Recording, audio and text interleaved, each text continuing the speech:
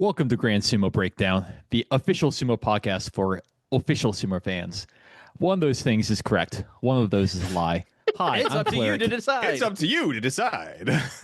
And this Hi, is I'm Jake. Flyric. This is Ryan. And this is Mac. We're back, baby. And this is the Nagoya 2025 preview. Our first preview that we will have two active participating Yokozuna. Knocking on wood that nothing happens in the next week. In 5 years, we've got two active Yokozuna. It's happening, people. They're definitely both going to stay completely healthy throughout the entirety of the basho. Both be in the Yusho race and fight on day 15 to have a meaningful battle. One of them's not going to fall to like 9 and 6 and the other one pull out after day 3. It's definitely not happening. Don't put that in the air. That's just rude to jinx us like that. I said it's not happening, Jake. What do you want from me? Nothing. I think you're nothing. putting that in the Working. air. I'm not. Ryan. I'm pulling it out. Say it. Say it. I'm While pulling breathing it in. all the way out. He's manifesting it. I don't like it. breathe. Talk it back into your mouth. Yeah, inward talking. Yeah. I'll work on that after the episode. I don't think that's going to make good podcasting. Just to assuage all your fears. It helps if you get your mouth really close to the microphone while you do it. Pass. I don't know about that one. All right, so we are recording this preview on Monday, July 7th, 6 days until the basho. You are probably listening to this on Tuesday, July 8th, hopefully. So we've got a lot to talk about this episode, but before we dive into sumo stuff, before we even dive into Patreon stuff, Mac has a secret punishment for Flyric. Oh, yeah. Jake and I have been left in the uncomfortable position of not knowing what the hell is about to happen. I don't think either one of us is fully okay with that, but Mac, we trust you. Hey, so I also don't know what's going to happen, and I'm not okay with this. Which has been fantastic. Yeah, as the producer / editor here, I have minor qualms, but at least it'll be torturing one of my friends, so that feels like it'll be good. yeah. Well, you say that. Maybe it's punishment. Maybe it's not. Maybe it's torture. Who knows? But, Flyric, we are going to test your sumo knowledge. And for all of our listeners and viewers, you will get to play along too. All of these questions that will be asked to Flyric will be available for you to see if you know these answers. And Jake and Ryan cannot assist. Flyric has to answer double first. punishment. Whoa, hey! All right, hey, Flyric Yuri must Kiri. answer first. Ryan. Very At Kiri. least on the honor system, you and I, just full honesty, give each other a knowing look on whether we know it or not. Yeah, I'll shoot you a private message in our Discord. Because we're not going to not answer, but we can maybe answer off mic. Yeah. So, interspersed throughout the episode, Flyric will be asked a series of questions. Okay. Okay. There you go. That's the punishment. We'll let And you must Flyric answer. stew on that for a little bit. But before we get to any of the questions for Flyric to expose his lack of sumo knowledge, or maybe surprise us all with how sumo knowledgeable he truly is. Oh, this let's could dive- go very either way. Yeah. Yeah. Sumoforum.com/glossary. Let's go. / what? Glossary. Yeah, glossary. Yeah. Okay. We got there. That's how everyone says that word, right? Oh, strike one. So our Patreon, we offer 3 different levels to our Patreon. If you sign up, we greatly appreciate it. It's not necessary to enjoy any of our content. All of our content is free to consume. There's nothing that is content locked behind our Patreon. It's just if you would like to assist us with some of the funds for running the podcast. Everything that we get goes back to improving the podcast quality and giving back to the fans. We have 3 different levels. The $1 friend of the show, you get a compliment upon sign up, which we have 6 to give out this episode. Nice. And you gain access to the Grand Sumo Breakdown Discord channel. We have the $2 card collector level. You get everything in the $1 tier, plus the ability to receive a free trading card whenever we open up a new box, like we did in the past month for the 2025 Series 2 box. And then we quick have heads up on that. Just if you listen to this on a podcast app as opposed to YouTube, the card opening episodes we only bother putting those on YouTube because like why would you want to listen to Ryan and Mac look at trading cards? Yeah. So, Yeah, well, no, it's fair enough. but yes, go. You can find all those on our YouTube channel. But yeah, joining that $2 card collector tier, you can, if you're watching on YouTube, you can keep up with when those episodes come out and then when we do the drawing for who gets for which cards are being given away. Yes. And then we have the $3 BFF of the show tier. You get everything in the $2 tier, plus our greatest appreciation that you're giving $1 more than you need to get anything else. There's really no other bonus to the $3 tier. There's an extra. Appreciate it. Yeah. There's an extra F in there, right? Or BF. BF. in there. Yes. Sorry, I'm not on my game right now. But any and all levels are highly appreciated. We're thankful for everybody who is able to support the show. But once again, not needed to support us at all if you don't want to. We just appreciate you listening or watching these podcasts. So with that being said, we've got a lot of compliments to do. So let's start with Jake. First off, we have Gut Cassidy and the Sundance Cheeseburger. Excellent Patreon name. Well done. No notes. It is my greatest honor to be randomly drawn to have this particular compliment. Solid gold, solid gold. Matt Golden's here, Matt Golden's here, Matt Golden's here, baby. Yeah. That's all you get. Nice for Man, somebody Mac else to just- sing on the compliments except for me. Mac just wielding punishments akimbo tonight. Duh. To Hemingway. As Ernest Hemingway once said, there is nothing noble in being superior to your fellow man. True nobility is being superior to your former self. That guy was a total loser, and he didn't know our Hemingway. Our Hemingway is superior to all other men, and that is noble AF. Yeah. Yeah. Word. Oh, God. All right. To Frozotronic, I have pushing, slapping, thrusting, throwing, lifting, pulling, win all matches, coolest, smartest, fastest, strongest, cutest, sweetest, best and greatest. Frozotronic. There's no R there. There's no R. Oh, Bozo? Bozo. Start the whole thing over. Oh, Yep. Oh, yeah. I'm sorry. This is not going to work as a song thing then. You're pretty cool, Bozotronic. Next up, we have Ben. This is surprisingly common name in amateur sumo, so I do know a lot of Bens through my sumo travels and such, but none of those dorks support GSB, so this one's the best one. Thank you, Ben. With Joe Neville's joining our team, I know we can continue to go on crazy and bizarre adventures where our sumo stands will manifest at long last. That's a JoJo's Bizarre Adventure reference, by the way. I believe you. Gonna have to take your word on that one. Yep. Oh, man, great series. Anyway. So I've heard, just never had the time.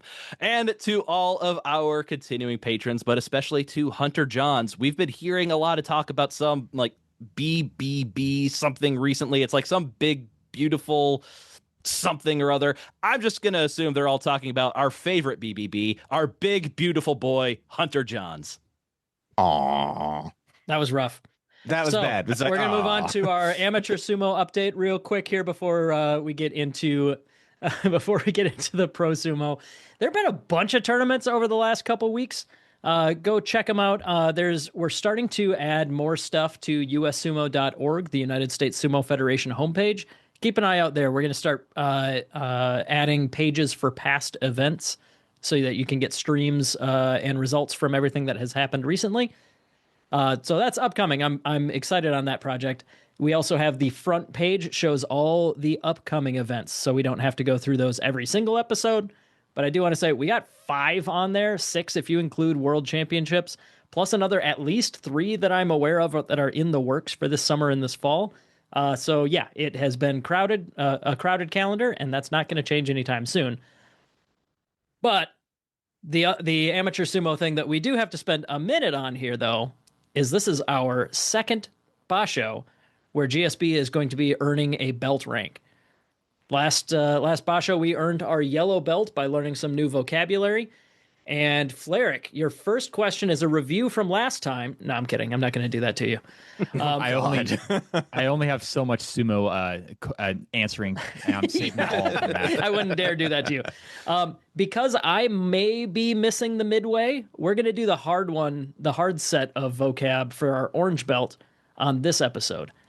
So I'm just going to tell you the words real quick. We'll wait a little while, and then I'll tell you the definitions. And then after the break is when we'll do our quiz. But these are the hiwaza, a.k.a. the non-techniques. These are the ways that you can lose without your opponent actually doing anything. So if you see a bout that says fumidashi, for example, that's not the way that somebody won the match. That just means that somebody screwed up without their opponent doing a technique to them. There are technically 5 different ways that you can lose a match with your opponent not doing anything to you. Fumidashi, isamiyashi, koshikudake, Tsukihiza, and Tsukite.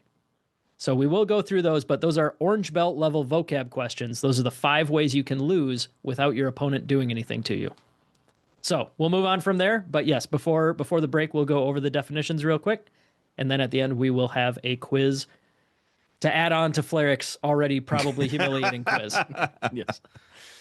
But before we dive any further into any more quizzes or talking about what we believe is going to happen in the upcoming basho, let's take a quick look back at what happened in the Natsu basho from our correspondent B. Hey guys, B here with your Natsu view. I know that Natsu doesn't mean new beginnings in Japanese, but with the way they booked this one, it really should have. Let's run this down quick. First off, chamber filled, trigger pulled. They finally got their white meat babyface Japanese Yokozuna. As long as he can manage not to tear his pec next tournament, I think we really have entered a new era. I'm excited, genuinely. Just like Cody becoming the first real face in Cena, Onosato really feels like the first face Yokozuna since his coach wore the rope. And I'll give the bookers credit, too. Having him go 14 straight and then losing only 1 match and having it be to Hoshoryu really legitimized what could have been a bad Yokozuna B syndrome if they wanted it to be. And as a Hosh mark, I'm grateful. But this was new beginnings in another way. Look at the records at the top of the banzuke. They shuttered those guys. Ton of makekoshis, which means the whole upper part of the banzuke is getting refreshed. It seems like now that they have their 2 Yokozuna, they're finally ready to move into a new era. And I can't say I'll miss the Nothing Cup too much. Not to say that they're not still paying attention to the undercard, too. We've got Shishi and Aonishiki playing Ukrainian and cooler Ukrainian for some reason. We had Kirishima basically giving a crossroads to Takara Fuji at one point. They gave Ura that goofy back elbow drop stat, so they can probably keep him on contract for another few years. And they clearly gave Midori Fuji the I'm tired of playing with you treatment in favor of Asakoryu now as the strong little guy, so lots of new stuff. But there's that other new beginning that happened too, wasn't there? Hakuho apparently was inspired by Giant Baba and the AJPW incident, and I wish him the best.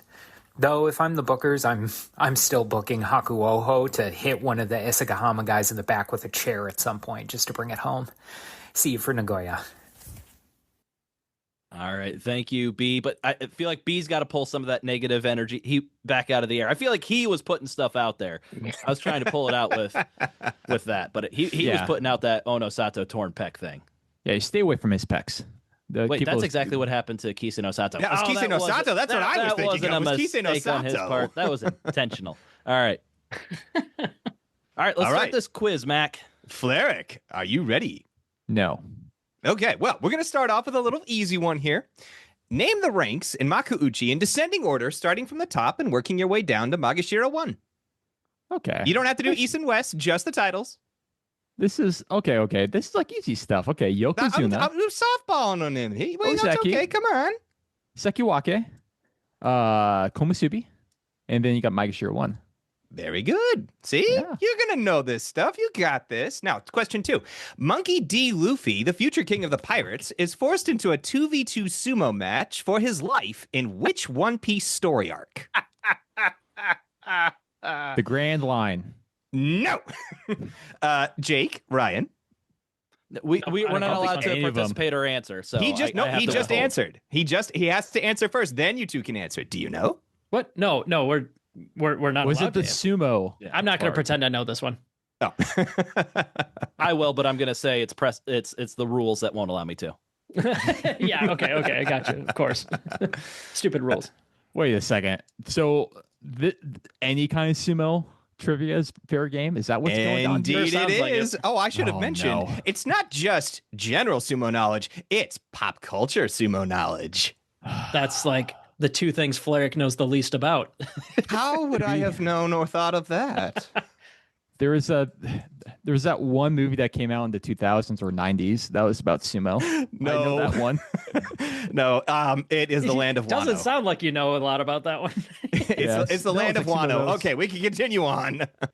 All right. The name of Wano. Okay. Wano, the Wano arc. It sounds Okay, like Ryan's I've- a little bit distracted for bedtime here. Ryan, you Nope, good, or I'm you good. want us to get I'm going? good. All right. All right, Yeah, let's sumo finally. do, sumo don't. Let's hopefully we ask about that. The 1992 Japanese comedy. Fleric's at least that- heard of that one. So yeah, That's Mac, you're in true. trouble here. No, I actually watched that entire thing, so Oh, I know okay, that good. one. Yeah, it's very topical. Like I said, 1992. Hopefully we talk about that one again. Jake, it looks like we're in for another episode of Throw the Cat Off the Desk. Oh yeah, Ryan had to Oh. remove Teddy from the desk like 10 times during the banzuke episode. That happened a lot during the card episode too. In fact, Teddy even knocked the mic over. Yeah, we avoided that in the last one, but we'll find out if it happens again tonight. All right, let's talk about the sumo. Let's talk about the Nagoya I was basho debating if because I was going to distract him again.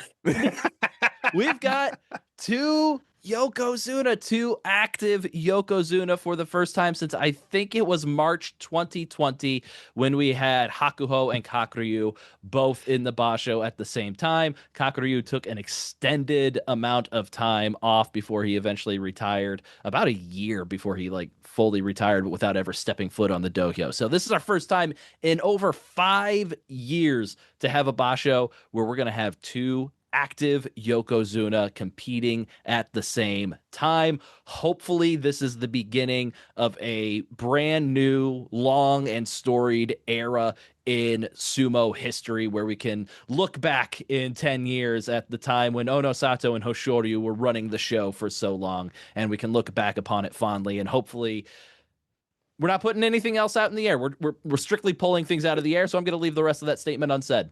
But let's just say, based on the past 8 years, I'm concerned. Yeah. Real quick, I did want to confirm, yes, it was March of 2020, the last time that we had two Yokozuna finish a basho. And Hakuho won it, and Kakuryu was the runner-up. So, they both meant it. They both got to the end with good records. That's what we want to see all the time now. Yes. Every basho, without fail, maybe occasionally a fail. But let's start talking about our two Yokozuna. We have Ono Sato, who is making his Yokozuna debut this basho and looking for a third consecutive Yusho, looking up to pick his fifth career Yusho and just what would this be, his 14th tournament? 1 2 3 4 5 6 7 8 9 10 11 12 13. Yes, 14th tournament. Jeez. Compelling stuff there. Hey, it's not often that you have a Yokozuna where you can count in 5 seconds how many basho they've been fair. in. So It does really drive the point home. yeah, he could end up, if he wins his third consecutive tournament, with a Yusho win rate in the top division of 33%. That covers his entirety of his career, not just in the time in the top division, but a 33% Makuuchi Yusho win rate over his entire career. Actually, it'd be higher than that because it'd be 5 out of 14. So yeah, Ono Sato, absolutely crazy. He kicked off his Nagoya training in earnest just on the 6th, so just a couple of days ago, going to Sakagawa Baya and going 12-2 against the likes of Hira to Umi and Kirishima, who was also there visiting for the day. And then we have Hoshoryu, who is looking to remain at the top of the banzuke. While Ono Sato may have won the Yusho last time, Hoshoryu is the incumbent Yokozuna, so he gets to keep his name as Yokozuna East for at least this basho, and I'm sure he wants to do everything that he can to keep his name above Ono Sato's. because honestly, who knows how often that's going to be happening in the future. So I'm sure Hoshoryu wants that to happen as often as possible. Hoshoryu kicked off his training around like the 3rd or the 4th. He went to Isegahama Stable to train on the 4th, but he had to cut that training short due to a big toe injury on his left foot.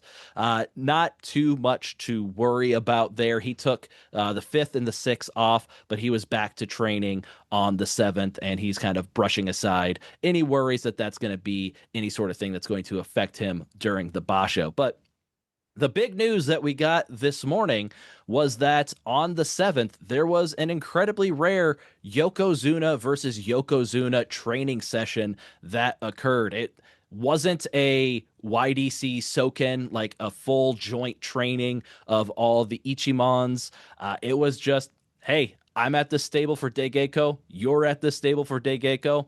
Why don't we go ahead and do it? Doesn't really all that happen all that often for two Yokozuna that are in separate Ichimon, but it happened today. So in that training, Hoshoryu went 10-1, including 3-1 against Ono Sato. So Hoshoryu was dominating that training, even against his fellow Yokozuna. Hoshoryu said, I was able to train well. Even though I had fewer bouts, I was determined to put on a good performance. Regarding his toe injury, he said, I'm much better now. All that's left is to train well until Friday and take care of my body. It's hot, so I have to be careful with my body. And that's that. Reading the training reports, the heat is a very big theme. It's in the middle of summer over there in July. It's regularly reaching temperatures of 35 degrees Celsius. If I was a professional, I would have looked up to see what that was in Unbelievable, Fahrenheit. this guy. Come on, man. Just I did all the other work for this outline. What do you want from me? I want accurate scientific conversions. 95 degrees, and I'm sure it's plenty humid too to make it feel a lot hotter than that.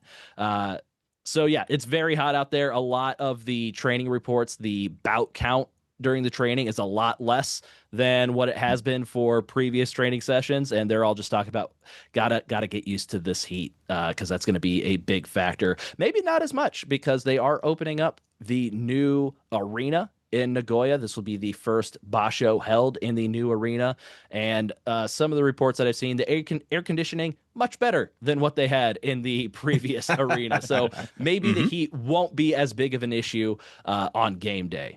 I remember being sticky in that building. It was hot in that building. Yeah. So hopefully the AC works well enough to reach all the way down to the bottom of the arena, reach the Rikishi on the dohyo as they're competing, so that the heat isn't too much of a factor.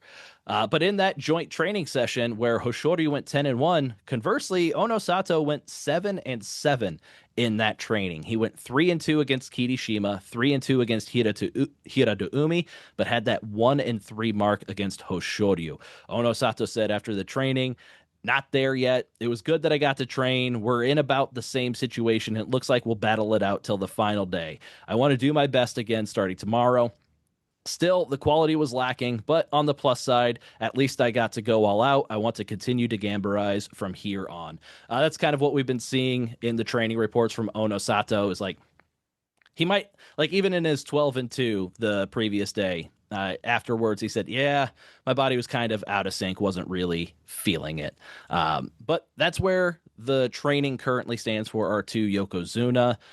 So, Mac, we are really looking forward to our first head-to-head Yokozuna clash since, as Jake said, March of 2020. That is the thing we all want from this basho.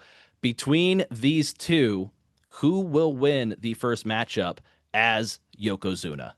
So just Yokozuna versus Yokozuna, or just the first win-loss for the tournament? Who will win the head-to-head matchup between those two? Okay, their first battle. Okay, both wanted to make sure. Yokozuna. Yeah. Got it. So I would give the edge to Hoshoryu because he has everything to prove at this point. He wants to maintain Yokozuna East. He's already put dirt on Ono Sato. So I think he wants to maintain that dominance and say, I got here first. I've got more tricks in my bag. I'm the top dog. So I think Hoshoryu's got this. I mean, or I would love to see if he's got this. Please show up, Hoshoryu. Yeah, and history would lend us to believe that Hoshoryu would pick up that win. Onosato has been very dominant since he began in Grand Sumo, but as we've talked about on the dohyo, he has a 1-6 record against Hoshoryu in matches. Plus, he also picked up a Fusen against Hoshoryu. But when they're facing off, it's 1-6 for Onosato against Hoshoryu. We saw the same thing in the training where it was 1-3 for Onosato there. Anybody think that this is going to be the time where Onosato takes his second win from Hoshoryu? Maybe something's different when they're both Yokozuna. I mean, I think I would I would probably take. Oh no, stupid Zoom! I didn't put my hand up. Yes, Jake. We see your hand. Lower hand. It never works when I want it to. Is it going to do the thing now? Stupid Zoom. I was raising my hand because I think that now would be an excellent time for it to happen. I don't really have anything beyond my gut and the trajectory of these two guys to say so, but yeah, I'm definitely in camp Onosato here. I think that I don't know if we want to get into this topic yet of like their record against the rest of everybody. But Onosato's definitely got a stronger. I guess I would pick him if the question was Yusho, but if it's head to head, yeah, it's obviously Hoshoryu favored. But I don't know. I definitely got a feeling in my gut that this is the time. Onosato's not getting any worse, that's for sure. And eventually he'll figure out Hoshoryu, or that size will just come into play as he matures as a wrestler, and he's because he's got quite a bit of a size advantage on Hoshoryu. I think as those two get more experienced and the gap closes on their experience in the ring, I'm definitely on Team Onosato long term. That's for sure. What about you, Flyric? Let's get us all on record before the basho begins. On day 15, when these two guys are facing off, who do you think is going to take that final matchup of the basho, Hoshoryu or Onosato? My heart just still says Hoshoryu. I kind of do feel like what you said, Jake. Eventually, Onosato's going to get him figured out, or at the very least get closer to 50-50 than it definitely is not right now. So to be determined if it's ever going to be favored one way or the other. But I don't think that's there yet. I think the training kind of proved that.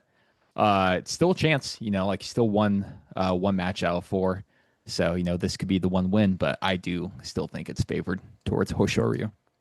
Yeah. For me right now, it's just been so overwhelmingly in the odds of Hoshoryu. I'm going to stick with Hoshoryu, wanting to get the win over Onosato and continue to assert his dominance over him. He might not be able to against like Atami Fuji and Abi, but damn it, he's got Onosato on lock. Yeah. I do want to talk one thing you said, Jake. It's like you kind of want Onosato's time to continue. Just for my entertainment side of things, I rather it be Hoshoryu's time because he's just coming in. He's gonna come back and say, "Hey, I know how to Yokozuna too." It's different when you have the weight of the Sumo belt around your waist. So I love that. I'm hoping it comes out strong. It appears that your vibe is like, oh, we want another Yokozuna to match Hoshoryu. Wait, no, slow down. Not like that. No, wait, hold on. Not like that, right? Match Hoshoryu, not overwhelm and exceed him. Oh, no. Yeah. Oh, no. What did we do? Yeah, they have to become best friends by the end of this because by the end of their careers, they're just like best friends because they've just been taking. Hoshoryu my rival. Hoshoryu is my rival. Yeah. No, I do think that it would be more fun long term for these two to stay very evenly matched. Or if Onosato does better against everyone else, if Hoshoryu was able to maintain the one specific one-on-one matchup, if he kept that in his favor the whole time, that would be hilarious. But I don't know. I just don't think that there's any breaks on the Onosato train, whereas the Hoshoryu is like obviously really good, but it kind of feels like we've seen what he can do. That may not be accurate, but that's just kind of what I would hypothesize here. They are roughly the same age, maybe like a year apart. So yeah, maybe it's just that we've sorry, go ahead. Seen as much on the Sato, but yeah, it's I do think maybe they've been both doing sumo probably around the same amount of time. Yeah. For comparison, in the top division, Hoshoryu has 420 Blaze It matches. Onosato has only 135. Hmm. So like, yeah, we've seen Hoshoryu for like 3 times as long. Mhm. So maybe that's part of my perception, but still, to me, it feels like Onosato is just like not slowing down in his improvements. So we're talking about these two like it's kind of an inevitable thing that one of these two is probably going to take the Yusho. Jake, is that the right way to be thinking, or is it too early for us to say that it would be a pretty large upset if one of these two isn't taking the Yusho? Yeah, I being the guy that always wants to put it into numbers here, I'd give each of these guys like maybe even like a 40% chance, somewhere in like the 30 to 40%, so that they make up roughly 3/4. I guess I would be very surprised if somebody else won it. There are obviously contenders that have all won Yushos right behind them: Kotozakura, Daisho, Kirishima, Wakataka Kage. Let's see. Oshoma and Takayasu at Komusubi, obviously a little bit less of a threat, but everybody Sekiwake and above Don't mention Takayasu in the Yusho race. Come on. I think it's completely valid to mention him in the Yusho race, but not to pick him as the winner. All right. Okay. So, but yeah, I'd be very surprised if it wasn't one of these two guys. So yeah, I would say maybe they combine in my head for like 3/4 of the percentage here. Yeah, going back to January of last year when Onosato debuted in the top division, these two have won 55% of the Yusho. And I mean, 4 of those were Onosato. Hoshoryu did throw 1 in there. So just based on that, odds are one of them is going to take it. When you look at who won 2 of those Yusho that they didn't win, that was Teruno Fuji, and he's retired. The other one is Takeru Fuji, who's washed at this point. He's already peaked in his career. He's never going any higher than where he's been. And then the other was Kotozakura, who's also apparently washed at this point. Also not being serious about Takeru Fuji being washed. Just in case anybody was getting triggered there. You already put it out there. Eh. You already put it out there. I don't think you can be taken back. I'm not going to expend too much effort into trying to pull that one out of the air, but if Takeru Fuji does happen to be washed at this point in his career, it'd kind of be hilarious that he came in, went 13-2, won the Yusho in his Makuuchi debut, and then amounted to nothing. Yeah. Would it I be don't funnier? think that'll be the case, but it would kind of be a little funny in retrospect. Would it be funnier for him to have like won that Yusho, gotten injured, and never made it back to Makuuchi, or would it be funnier for him to just become mediocre? No, if that was like a career debilitate, it would be sad. It would be incredibly sad for him, and we don't want that to have been the case. But just from like a story perspective, that would have been much more entertaining and heartbreaking for like this guy to like make his debut, win the Yusho, and then have an injury that prevents him from ever getting back up to the top division at all. That'd be a crazy story, and I'd love it. Not for him as a person, but from a storytelling perspective. You're a monster, Ryan. I can't believe the things, and I would love it. Oh my goodness, the things this guy is saying about Takeru Fuji, who did nothing wrong. Nothing wrong. True. And throwing out there that he's washed and he's never going to do any better than where he's at. Shameful. Yeah. Hey, I'm just saying he didn't win a single match against the Sanyaku last time. Like, come on, you got to win one. Anybody disagree with the idea that these two take it combined maybe 3 out of 4 times? Is that about where you guys would put the numbers? Yeah, I think that's about right. Maybe not 3 out of 4. I do think they're both favored. I think comparing the numbers, what did Hoshoryu get as record last time? 12 he got a and 3. junior show. Okay, Yeah, so he got up there. Because I just kind of want to shed some light on the Wakataka Kage and Kirishima up there. Huh? So Kotozakura, of course, he recently won the Yusho, but there's definitely something going on with him. So until we see something more, I just can't count them in there. But these two, they're still like really, they still kind of had a really good showing last basho, and they just need a couple matches to go their way, and they can actually win the entire thing. So I'm kind of keeping a little bit eye of. I think maybe not 3 out of 4. I'm not exactly sure what my number is, but I think it would be silly to count these two guys out. Yeah, that's fair. Maybe I'm being a little optimistic, but not by an order of magnitude or anything. Yeah, it's I think exactly that. I think maybe just favored, but maybe not incredibly favored. Ryan, it's like we took off our glasses looking at you. I know. I don't know why my camera just decided to unfocus on me. Maybe if I get rid of the What cat. is this? The camera's like, we want to look at the cat. We want to look at the cat. Right. Oh, that'd be great if it fixed it right there, but inevitably no. Oh well, we'll keep going and hopefully it'll fix itself. So we're talking about how good we think these guys are going to be, and on this point, I am going to agree with Jake. I just feel like it's going to be one of these two, and I honestly would be pretty surprised if somebody else jumped out to win this. So yeah, I'm kind of more on Jake's side at this point. But let's stop talking about how good we think these guys are going to do. We've got 2 Yokozuna. That's double the chances that somebody's going to pick up a Kinboshi. We're back in Kinboshi season here. It's been a while. Hey. So how many, Flyric specifically, how many Kinboshi do you think will be given up between these 2 Rikishi, this basho, and name at least one Rikishi that you really expect to pick one of those up? Oh my goodness. Why are you making me hate and put all this hate out into the world, Ryan? It's your punishment episode. Continue to be a monster of just pulling out all these bad things that happen. All right, let's take a look at this. Oh, okay.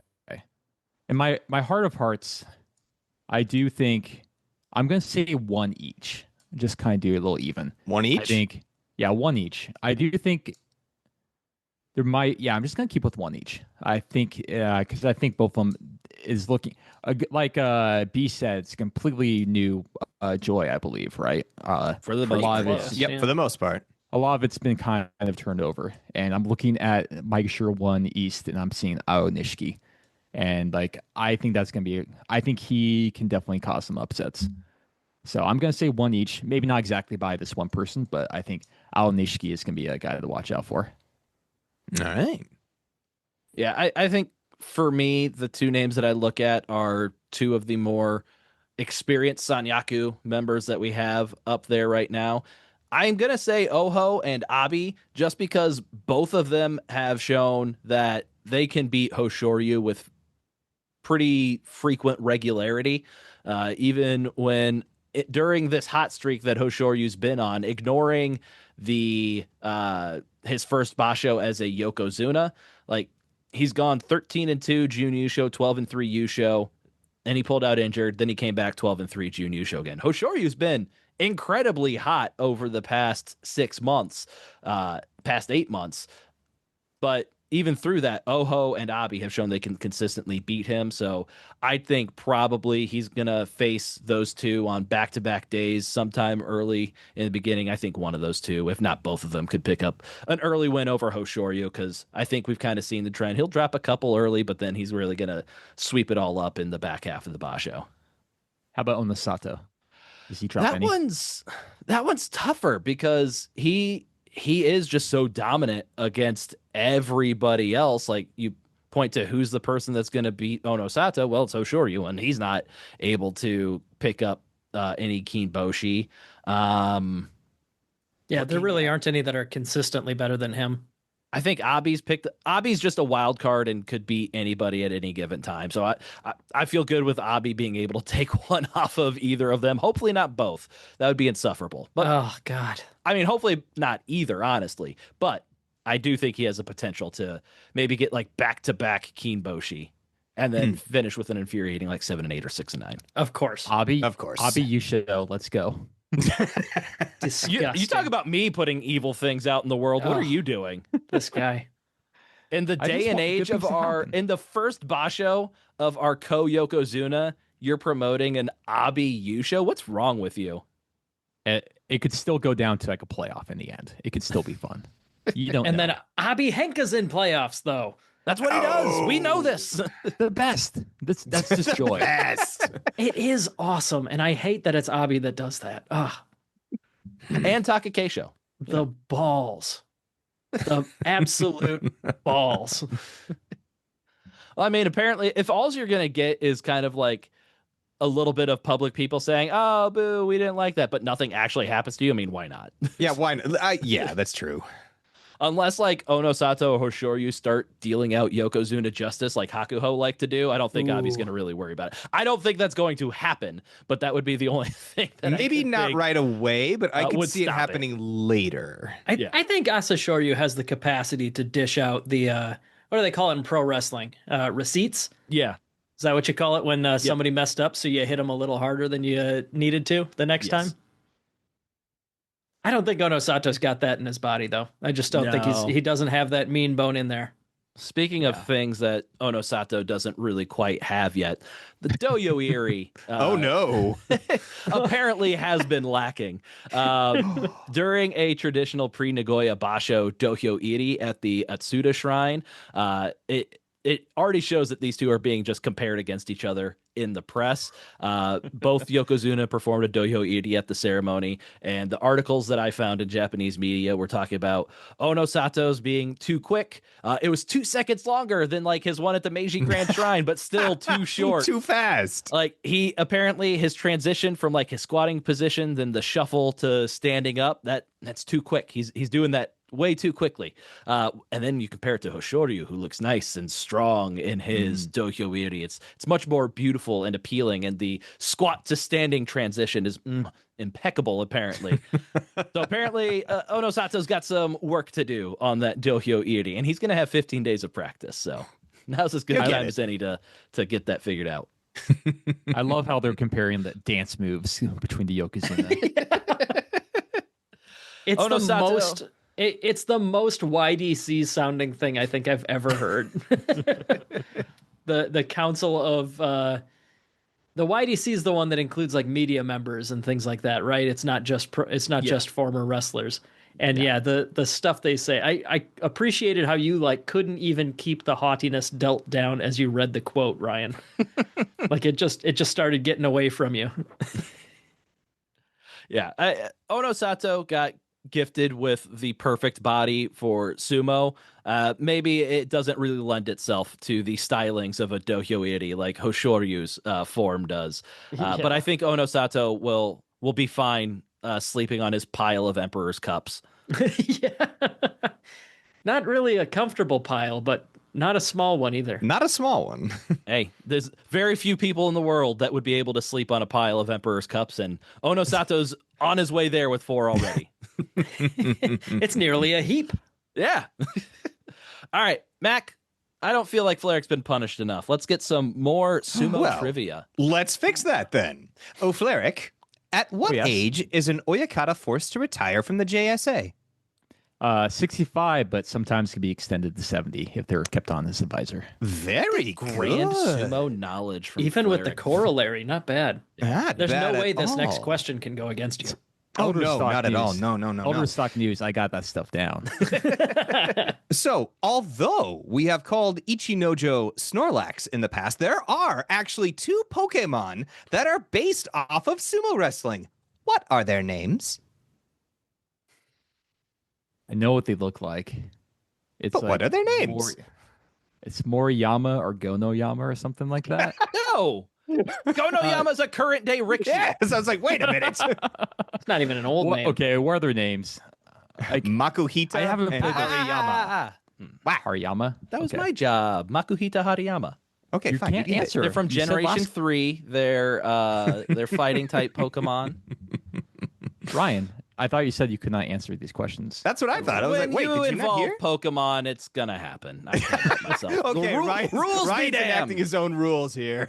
Rules be damned, I say. All right, continue. All right, so we've talked about our Yokozuna, but we still have one more Yokozuna hopeful, not by his recent performance, just by career aspirations this man has stated that he has. Koto Sakura, our sole Ozeki. he has been struggling this year after a very impressive 2024. He had that 5-10 record coming off of his 14-1 Yusho that he had in November, all the way down to 5-10, and just been struggling to 8-7 records the past 2 basho. Of course, he is training, as is everybody else, on the 2nd. He did 15 bouts with Wakataka Kage and some others at his stable, but later that evening began feeling some neck pain.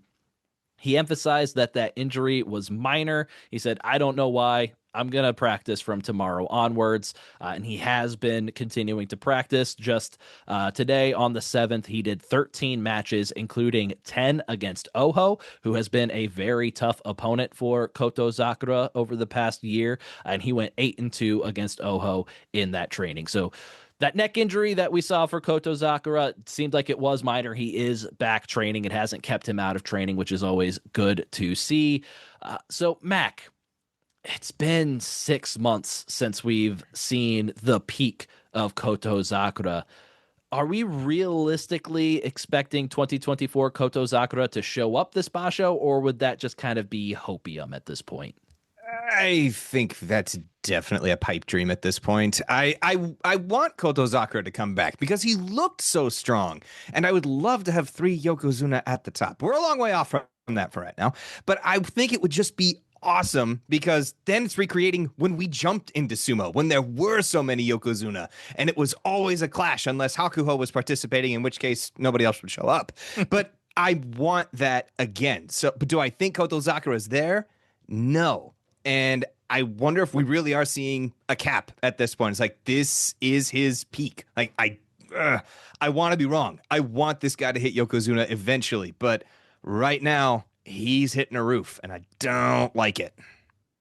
Yeah, I feel like for me, it's been 6 months. It's been 3 bashos worth of results. It's starting to feel like less and less likely that he's just going to bounce back with like a 12-3 or 13-2. Mm-hmm. Seems like something's got to be going wrong. Because I mean, look, just 2024, 13-2. June Yusho, where he was in a playoff with Teranofuji, 10-5, 11-4 June Yusho, 10-5, 1-8-7, but then that 14-1 Yusho, he had double digits in 5 out of the 6 bashos last year. He was promoted to Ozeki at the beginning of the year, and then this year it hasn't been there in any way, shape, or form. I am starting to lose a little bit of faith that we're going to see Kotozakura show up in a big way again, like he did in 2024. Mm-hmm. I don't know. Can anybody talk me out of this? I guess I would be a little bit more optimistic, but I think that you take Takakeisho out of the situation, and a 27-year-old wrestler is not necessarily washed at that point. No, not at all. True. So, like, obviously Takakeisho skews the data. But Kotozakura has been much healthier than Takakeisho, and somebody, I guess for me, just based on the time that we've been watching sumo, 27 to 32-ish, that's kind of like peak sumo. That's kind of when guys made Ozeki when he was 27. Yeah. Mm-hmm. That's when he peaked with 2 Yusho in 2023.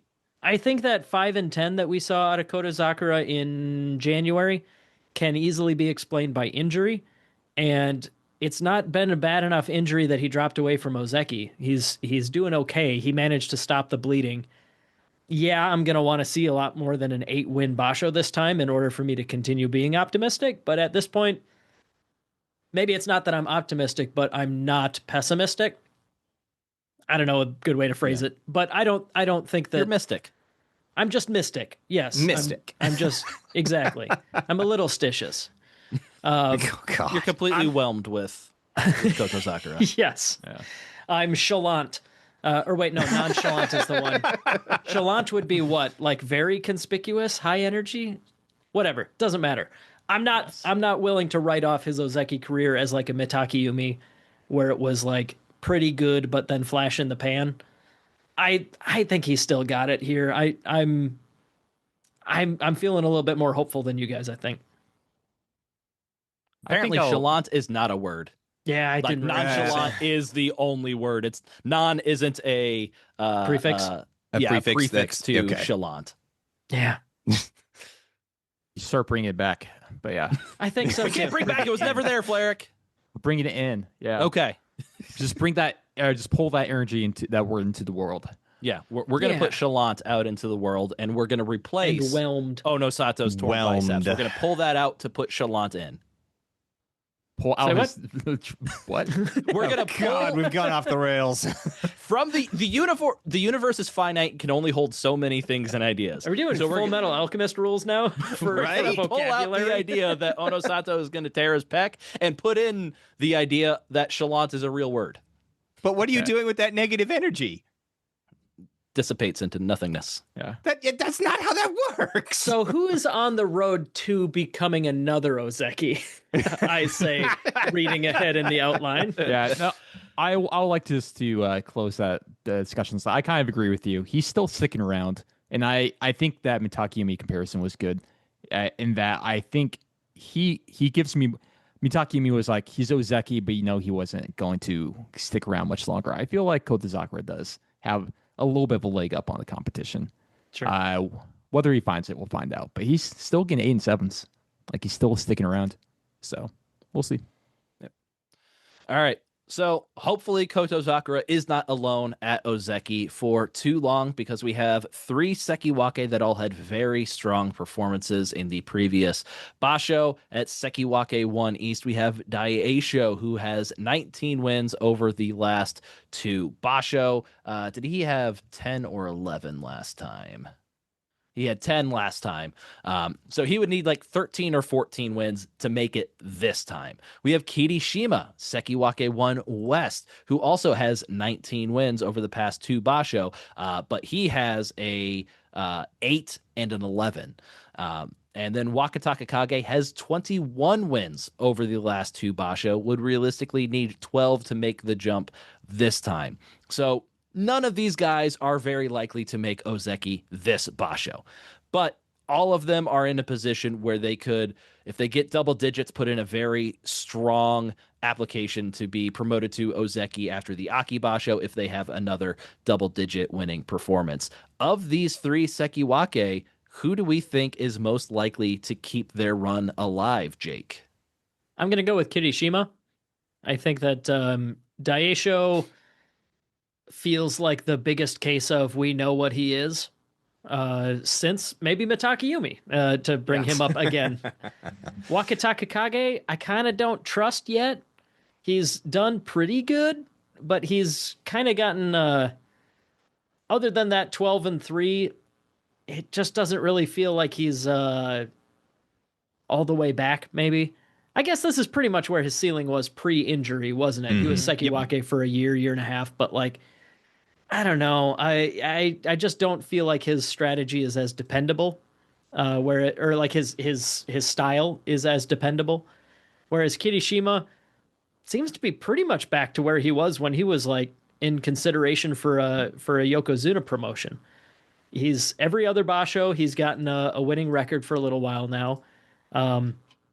Let's see here. Starting in a year ago, he went 12 and 3. Then he had a bad one, 11 and 4. Then he got 8 wins. Then 11 and 4. He's doing pretty good. I think he's back. As much as I can declare him back to where he was before, I would put my money there. He's about as good as he was when he was an Ozeki, and clearly had some sort of injury issue that dropped him out. What do you guys think? No, I would say that's fair. Honestly, looking at the 2 records, I would think based off of recency, Wakataka Kage might have a little bit more of an edge. But like you said, we've seen this is where he peaked at before he got hurt. So we don't know how long he can maintain this caliber of sumo. But Kirishima, we know, has been an Ozeki in the past, and he's looking good. He's still every other, which I don't really like. I mean, that's my only negative point against Kirishima is we need that consistency. But when he's on, it's over 11. So I would give the edge to Kirishima as well.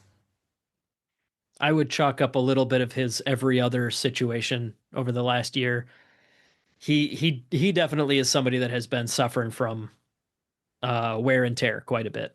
Oh, yes. So, yeah, yes.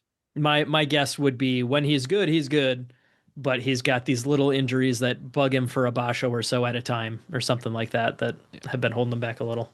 There's a report on Kirishima that sounds like he's going to take a day or two off of practice. He's just kind of really tired at this point, maybe doing too much practice or the heat's getting to him, but he's just kind of starting to fall behind in the training a little bit. And so he's going to take a day or two off and then resume training just to kind of regain his health a little bit. For me, I think, Kirishima, Wakataka Kage are more likely to pop with a 12 or 13 win performance. But I think the person that's most likely to not dip and to have like just a workman like 11-3, 11-3, 11-3, or 11-4, 11-4, 11-4, that would be Daisho. He's been the most consistent up over the past year. He hasn't had a losing record since March of 2024, so he's rattled off 7 consecutive winning records. We know Wakataka Kage, Kirishima both have a couple of losing records in the top ranks over that time period. So, like I said, Daisho's the least likely of those to really pop off for a big one and maybe get it right now. But I think Daisho is the most likely to just kind of keep it steady, keep it going, and then maybe he gets the longevity. Yeah, you got 32, but God, you've just been up there for so long. We're going to give it to you, Ozeki promotion, especially with having only one Ozeki right now. Like, I could definitely, Daisho's right there in prime position for that lifetime achievement Ozeki promotion. You took the words right out of my mouth right now. I 100% agree. He's very, very consistent. What would be 32? Would that be 13-2? That would still be a pretty dang good basho. Yeah, I think him to pop off he would have to get a little bit lucky, because I think his ceiling he's a little more consistent rather than streaky. But oh man, I would love to see it, and I agree. I think he still has some years around the Sanyaku. Mm-hmm. All right, so Hoshoryu, Onosato, we talked before. These are the 2 biggest Yusho threats. Probably, at least we can all agree, more than 50% odds one of those 2 is going to take it, with Onosato having a very large portion of that, at least 50%. Who would be the one other Rikshi that you would point at to say, this guy is a real and serious Yusho threat for this basho? We'll start with back on this one. Other than who we've already discussed? Even if we've discussed them already, who's the one other person who you could think really could pop off and take a Yusho this time? Honestly, I would have to give it to Kirishima. Like, I would say that fighting for his Ozeki rank, like, and knowing that he can perform at that caliber, I would say he is definitely one to watch, a threat. In terms of like who I put my money on, yes, Kirishima. In terms of a dark horse, holy crap. We've got a brand new field down in the meat grinder, and oh man, it is wide open. That's what I was just reading. I'm like, oh, dang, any one of these guys have done really well. So crap. I mean, even Tamawashi's in this mix. I'm like, he could still pop off. I mean, unlikely, but maybe. It's 1-2 Yusho, one of which was at 38 years old. What's really different about 38 to 40? Why not? Your knees, your joints. Everyone knows you stop aging at 38. Yeah. I guess for me, Hoshoryu, Onosato are tier 1. Koto Zakura, Kirishima maybe in tier 2, and then tier 3 is like almost everyone else. Yeah. Like the tier 3 is crowded. Other names that we haven't talked about too much, you got like the Aonishiki. Could he keep the fire, the streak prospect most impactful rookies in all of sumo history kind of vibe going? That'd be cool. It'd be pretty cool. I don't. It seems like pretty likely Aonishiki versus Onosato day 1. Ooh, that'd be nice. Alongside Hoshoryu versus Takayasu. Yeah. Oy. Haku Oho, of course, is also in that bucket of prospects with Aonishiki. Kusano is coming in to a bunch of matchups, guys that have never faced him in live competition before. I'm sure some of them have, but you know, anytime that somebody is some good prospect is making their top division debut, they might pop off because the guys just don't know how to face them. And Kusano, that he's in a good position for that. back-to-back Juryo Yusho with a 14-1, 13-2 record, so very Mhm. dominating fashion. Could be coming up with a impressive debut like Takeru Fuji, like Ono Sato, like Hakuoho, like Aonishiki. Yeah. All of those guys got 11 or more wins in their debut, and it seems like Kusano is primed to be the next one to do that. Out of any of our debutantes, Kusano would be the one to do that, I feel like. Yeah. 24 years old, and he's an Issei Gahama Heia guy. So Yep. lots of good talent coming from that Heia. Can I toss in 2 more wild names? Sure. Do it. Hirodoumi, Atami Fuji. Both of those guys are still very much young enough that they could turn a major corner at any second. More sumo than babes, Hidenomi. Come on. That was Hidenoumi, I think. Yes. But Yes. since Hidenoumi is also in the top division, I don't know. How's his dating life? If it's That's slow, what I mean. if his dating life is slow, maybe his sumo life is ready to pop off. So Mhm. for the record, not going to pick Hidenoumi to win this Yusho. No. What? I don't know. I think you should put it all out on the line, make him your champ pick. It'd be ballsy. If you won with Hidenoumi as your champ, I'm not even the guy who brought him up. Mac's the one who misspoke and brought this guy's name into the mix whatsoever. I was talking Hidenoumi. Behold the I'm just saying, chaos I bring. gonna put it out there. If any one of us takes Hidenoumi as our champ and we win this series, I say you just win for 2025, the whole thing. Oh, so we wouldn't have to do any more podcasting? Wow. That would Yeah. be nice. Yep. You just It get to is take the such rest an- of the year off. Such an obligation to have fun doing this with my friends, but I know. No, I'm for not going to me- do that, by the way. Thinking about it. For me, I think I already spelled out why I think like Kusano would be like the one person, just because and obviously like Kirishima, Wakataka Kage, those would probably be like my next two. I'm kind of out on, not fully out on Koto Sakura, but I need to see double digits before I'm gonna put him up with Kirishima or Wakataka Kage just right now. So I might put Koto Sakura like a tier 3 below those two. But yeah, Kusano would be kind of the wild card that I would look at. Flyric. Sorry. Yeah, I think for me, Io Nishiki, his record against the Sanyaku has not been great, but Yeah. I want to believe. And of course, I'm just going to pull it out of the Abi Yusho again, because I really want this to happen, because I think it would be hilarious. It's Nagoya. Nagoya usually has some wonky things happen because it's so hot. Hopefully the air conditioning does not fix the wonky things that happen. I want to be hot, sweaty dudes with some weird results. With some That's what heat I exhaustion. With maybe some heat exhaustion, but very, very only with results, but they quickly get safe again. Yeah. No hatred from me. No hatred from me. No hatred from you. Just it's for the Just narrative. results. It's for the Yes. narrative, guys. All right, since Flyric is wishing heat exhaustion upon our 42 top division Rikshu Mac, why don't you give him a couple more trivia questions? Oh, gladly. So, Flyric, how many Kabu or Elder Stock are allowed in the JSA? I want to say 105. Bravo! That is correct. Attaboy. You gotta stop doing the Kabu related ones, Mac.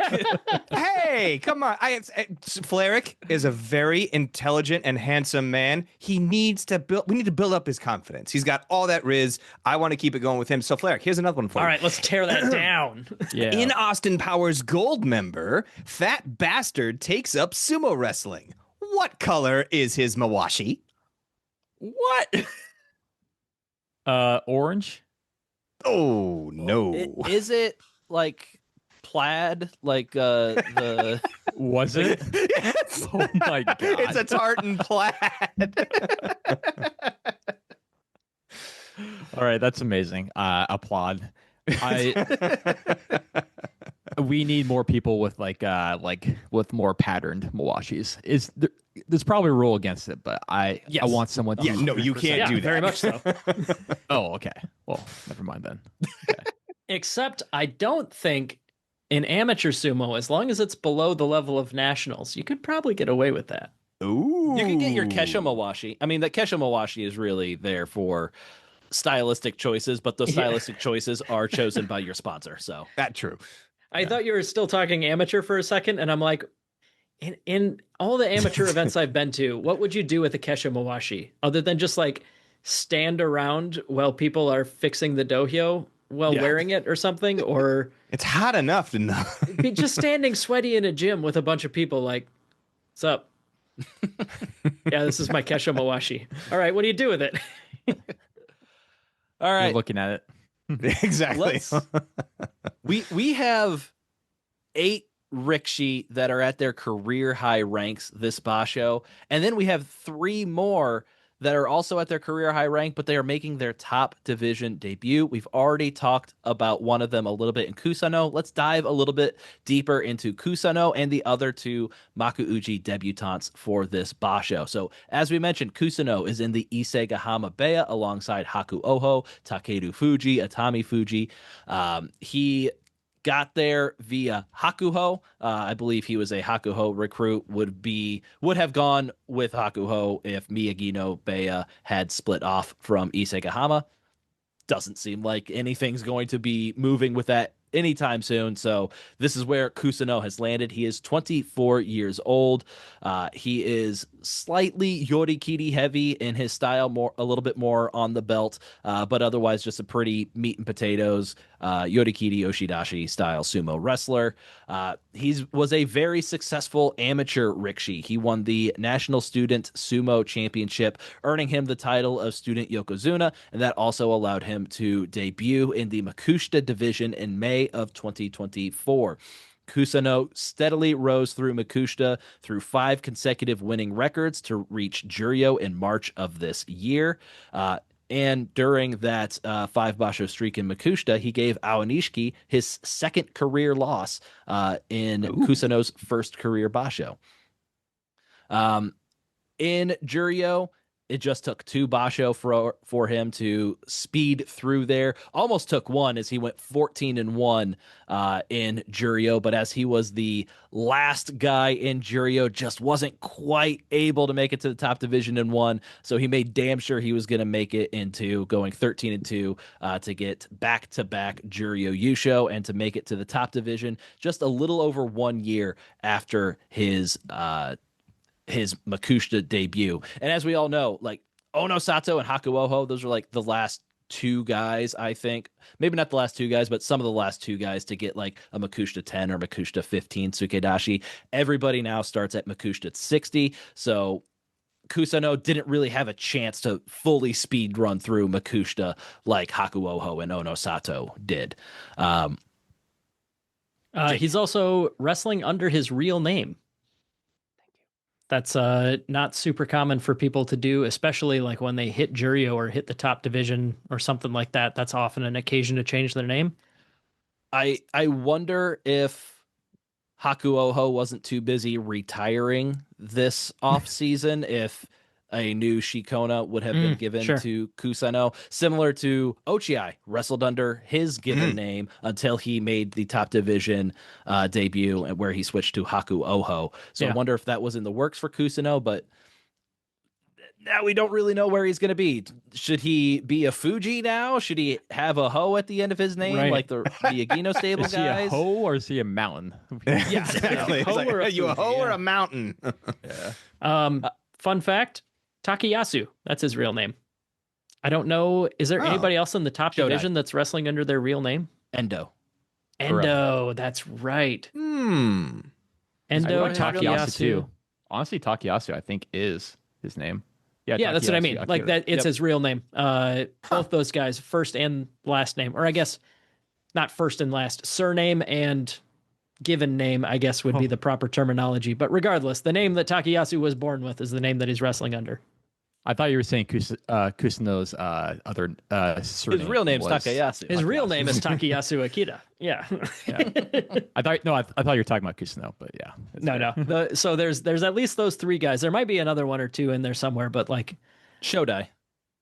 Oh, Endo. yeah? I didn't know that one. Endo, Shodai, Ura, Takayasu, Kusano now. Maybe others, I don't know. Cool. Shishi, was he born Shishi? No, he was not born Shishi. In Ukraine, yeah. Wild coincidence. Yeah. If I remember right, though, isn't Wajima the only Yokozuna to wrestle under his own name? I believe so. Yeah. That ring a bell for you guys? That sounds right. All right, but so here's hoping Kusano, because Hakuho retired and never bothered to give him his own name, Yeah. makes Yokozuna and becomes number 2. That would be really cool. that would be cool. I mean, unless Shota is going to make Yokozuna. What do you guys think there? There's still time. There is still time. Still time. A couple of notes from Kusano's Makuuchi debut press conference. He said he feels pressure after the strong debuts of his stablemates Takeru Fuji and Haku Oho. He said, I can't lose. I want to do my best, regardless of whether I'm a new Makuuchi wrestler or not. I want to win more than I lose, but I also want to aim for double digits. I want to win the Sancho Awards as well. He had also noted as Hoshoryu came to Isegahama Beya for training, he got a couple of matches against Hoshoryu. He lost them all, but he was able to take some forward steps in those matches. And Hoshoryu had some good things to say about Kusano, said he would be a good training partner in the future. So Right on. good words from Hoshoryu about our Makuuchi debutant Kusano. But as we said, we've got 2 others to talk about. And one is a brand new name like we expected for Kusano, but no longer Waka Ikari. We now have Fuji no Kawa. He is in the Ise no Umi Beya alongside Nishikigi. He is only 20 years old. He's very heavily like a push-pull oriented profile, but he does have a decent amount of fun throws thrown in there as well. He debuted in March 2023 in the Jonokuchi division, rose through the bottom 3 ranks with ease, including a Sandanme Yusho in his 3rd career basho. He would then spend 7 basho in Makushita, slowly rising with no losing records until he made it to Juryo at age 19. He then spent 4 bashos in Juryo, where he got a 12-3 in the previous basho to propel him to the top division, where he has now changed his shikona to Fuji no Kawa. He is on the smaller side, kind of think similar to Asakoryu, Toki Hayate, or Tobizaru. He's kind of right in that range of size and weight. He's not short. He is very slight, but he is not necessarily short. Yeah, around 175 centimeters. Once again, I did not look up the conversion to American units. I think of the baseline that I generally use, which is pretty much right where Kusano is like about 180 centimeters, about 150 kilos. That's about normal. Yeah. But obviously that's just kind of my own personal rule of thumb. That's nothing to go by. But yeah, so Fuji no Kawa, about average height, but definitely 5'9". pretty light. Okay. So notes about the Fuji no Kawa Shikona. It is a historic name for the Ise no Umi stable. He is now the 6th Fuji no Kawa. His Shikona was changed at the request of the 4th Fuji no Kawa, who was the current Fuji no Kawa's father's stable master. I think I follow that. Yes. That's some Mel Brooks level. Your father's brother's cousin's former roommate. What does that make us? Absolutely nothing. So Fuji Anyway. no Kawa said that he is currently 120 kilograms and he'd like to gain another 10 kilograms. He says he looks up to Wakataka Kage and his dream is to become a Sanyaku wrestler. It is fun to note that the current Fuji no Kawa's dad works as a coach in the Ise no Ume stable as Kabutoyama Oyakata. Of course, that's not news to Flyric. He knows everything about the Kabus and all of the elders in the JSA. I mean, well done. And Yes. they are the 11th father-son pairing to both make it to the top division.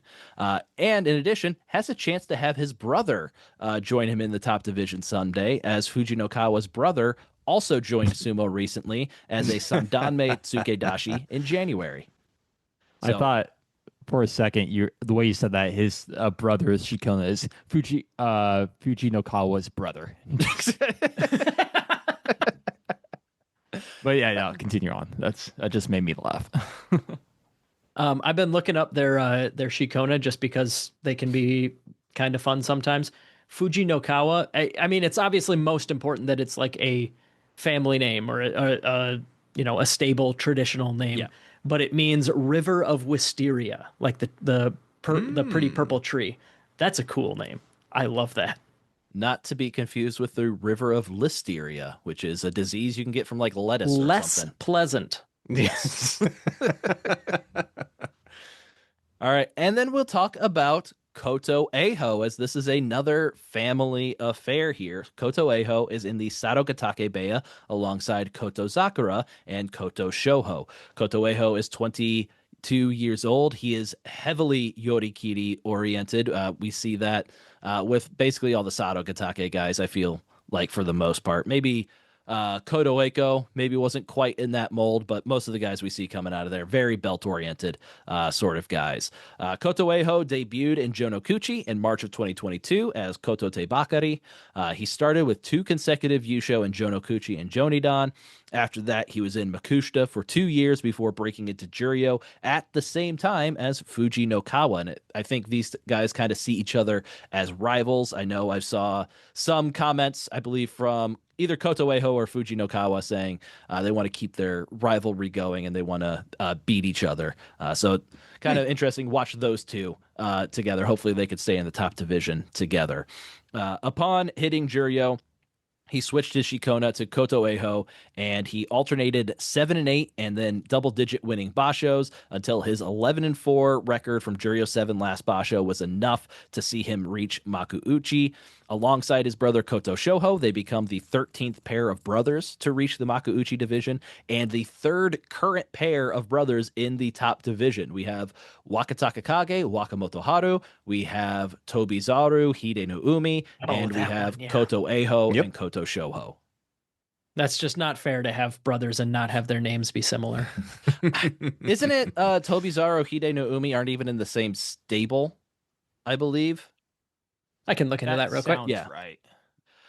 While you're looking that up, we'll talk about Koto Eiho and him being known for his beautiful Shiko stomp. Apparently, Sarogatake Oyakata instructed him to raise one leg and hold it up for 2 seconds. Upon his promotion to Makuuchi, Sarogatake Oyakata now instructs him to hold it up for 3 seconds in the Makuuchi division and don't lower it until you receive applause. Oh, Flyric, wow. Flyric, we need to do that at Iowa Sumo. No. Just hold the leg up until somebody else in the gym starts clapping. Yeah. My hamstrings are already seizing. No, Ugh. Somebody clap, damn it. Somebody clap. Somebody No. clap. So yeah, we need to keep an eye out for Koto Eiho's beautiful Shiko. I know that was something Abi was known for when Yes. he first debuted, but I feel like Abi's thrown on a few LBs in the years since that time, and that beautiful Shiko stomp from Abi isn't quite what it used to be. The tree frog is more of a bullfrog now. Yes. All right, Mac, why don't we punish Flyric with a little bit more? Never mind. All Jake, what you right. got? Real quick, since we started the Shikona thing, we got to keep going. Oh, yeah. Koto Eiho. Koto is just everybody from that stable just has Koto. It's a. Oh. It means Koto. It means you wouldn't believe this. No, it's a word for a stringed instrument, a koto. That's what that's what that kanji stands for. But then the middle kanji means honor, glory, splendor, prosperity. So just kind of good stuff. And then the ho at the end is summit or peak. So a different kanji for the ho than like hakuho. Yes, not the same as like the phoenix Pang. is how it's generally or pang or whatever, like legendary bird that Right. particular ho translates to. Wonder which one Oho has, if it's the Phoenix or the Summit. It is the phoenix one. Okay. Cool. All right. Now, Mac, All right. if you could.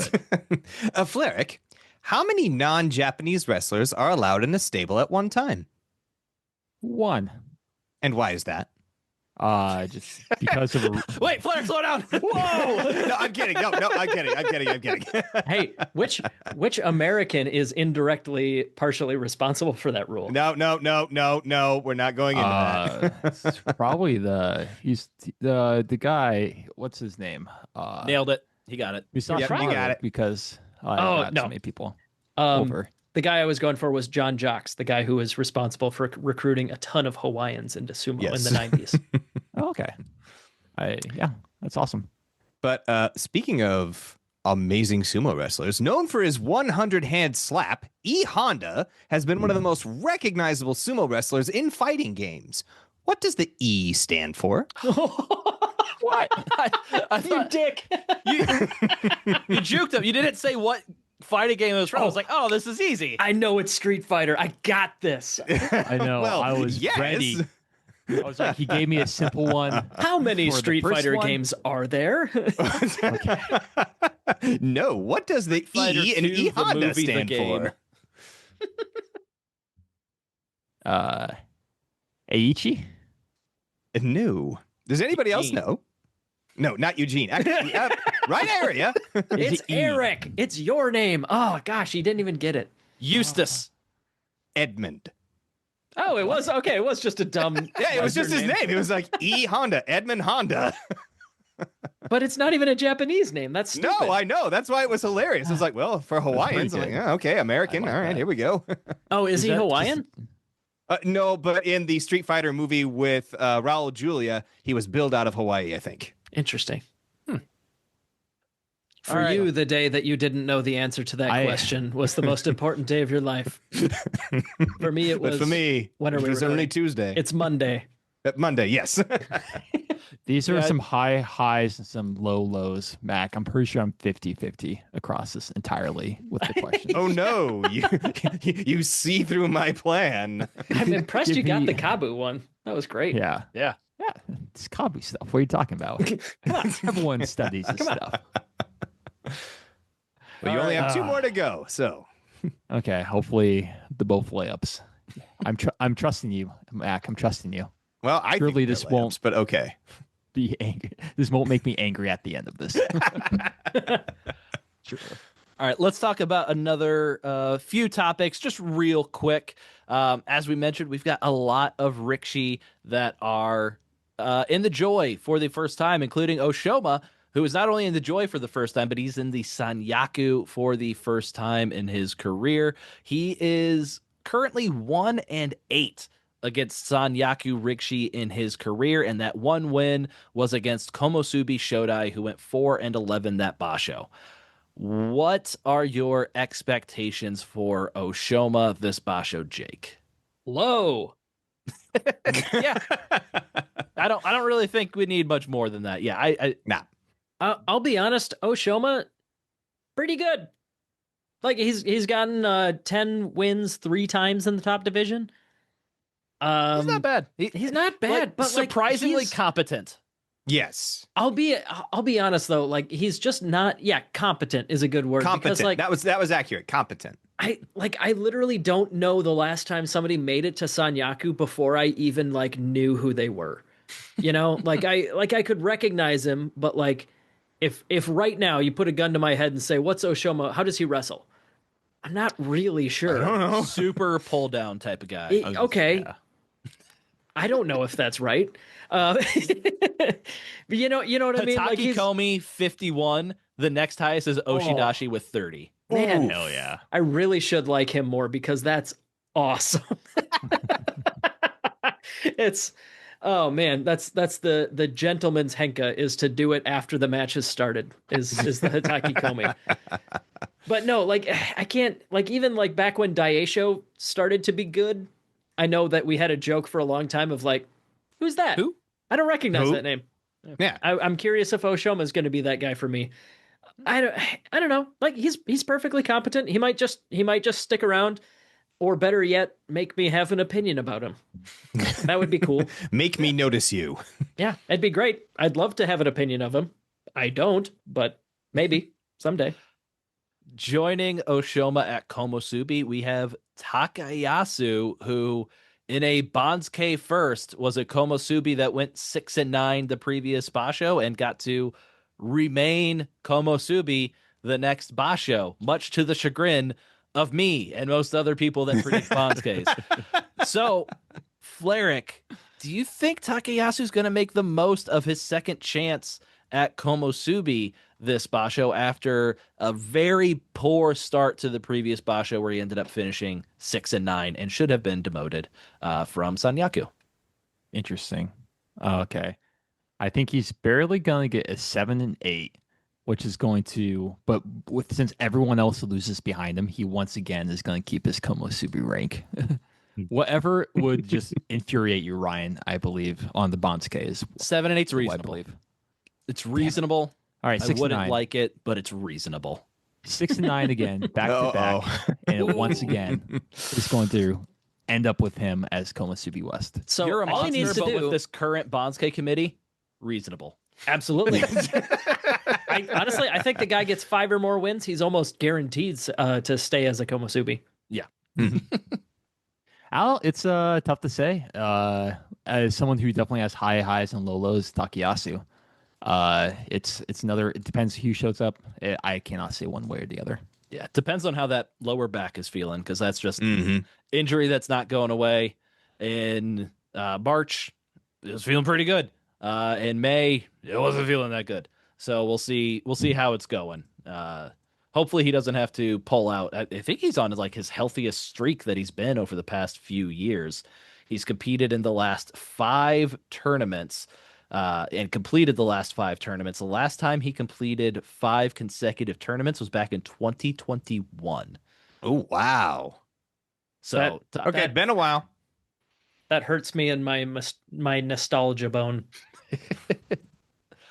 all right. Aonishiki, we haven't talked about him too much. He was the person that many feel were snubbed for Komosubi after he had back-to-back 11-4 records. He finds himself now at Maegashira 1, where an 8-win record should guarantee him promotion to Komosubi, unless, once again, this banzuke committee wants to do something for the first time that they've never done before. You're going to have to leave that corollary out. I can't do it. Because you're going to be Well, saying do it a it. lot.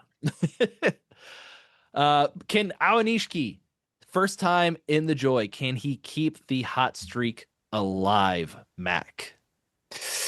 I'm going to go with no. I think he's going to surprise some people in the beginning, but he is facing a whole different level of competition than what he's faced before.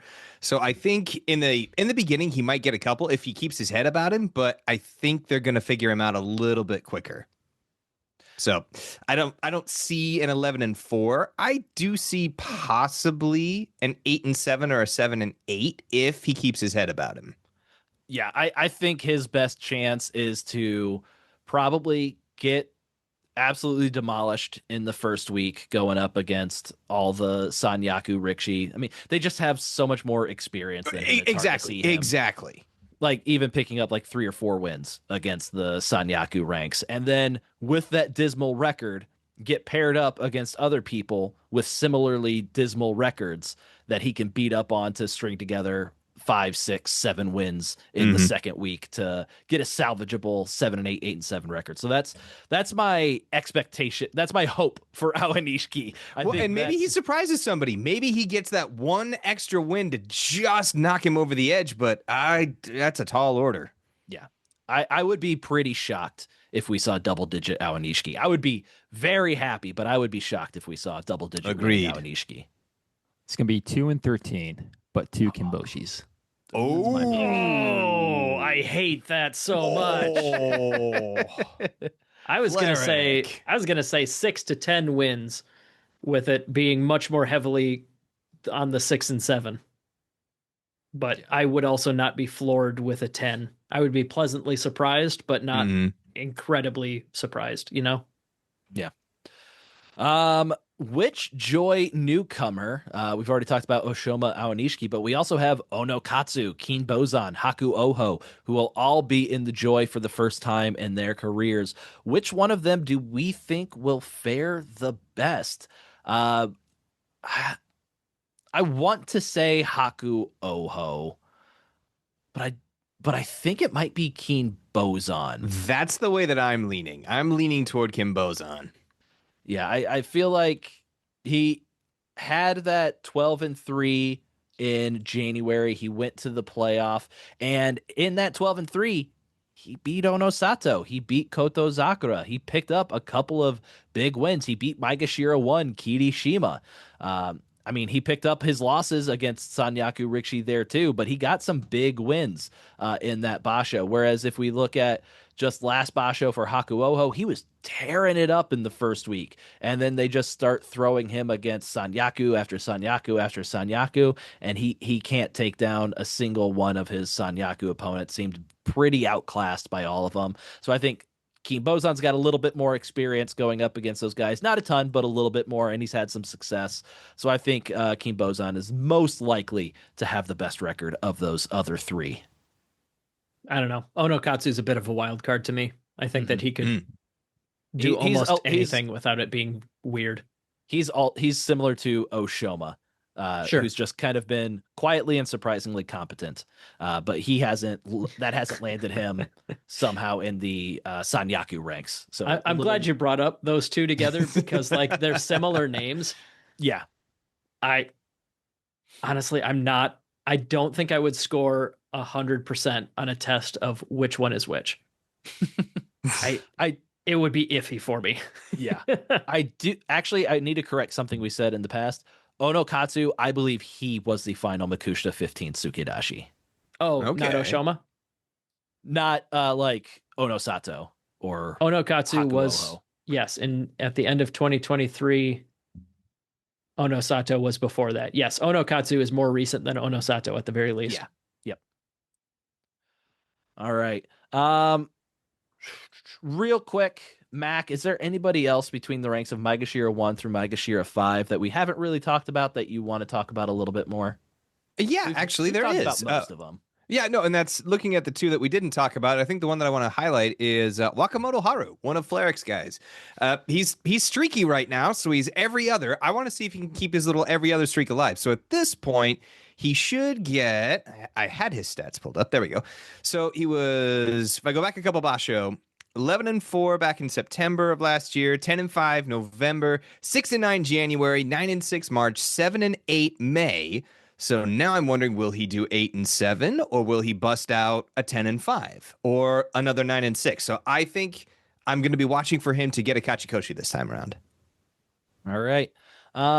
Myself, somebody between Maegashira 6 and Maegashira 9 that we really haven't talked about a whole lot yet. We haven't talked about anybody in there.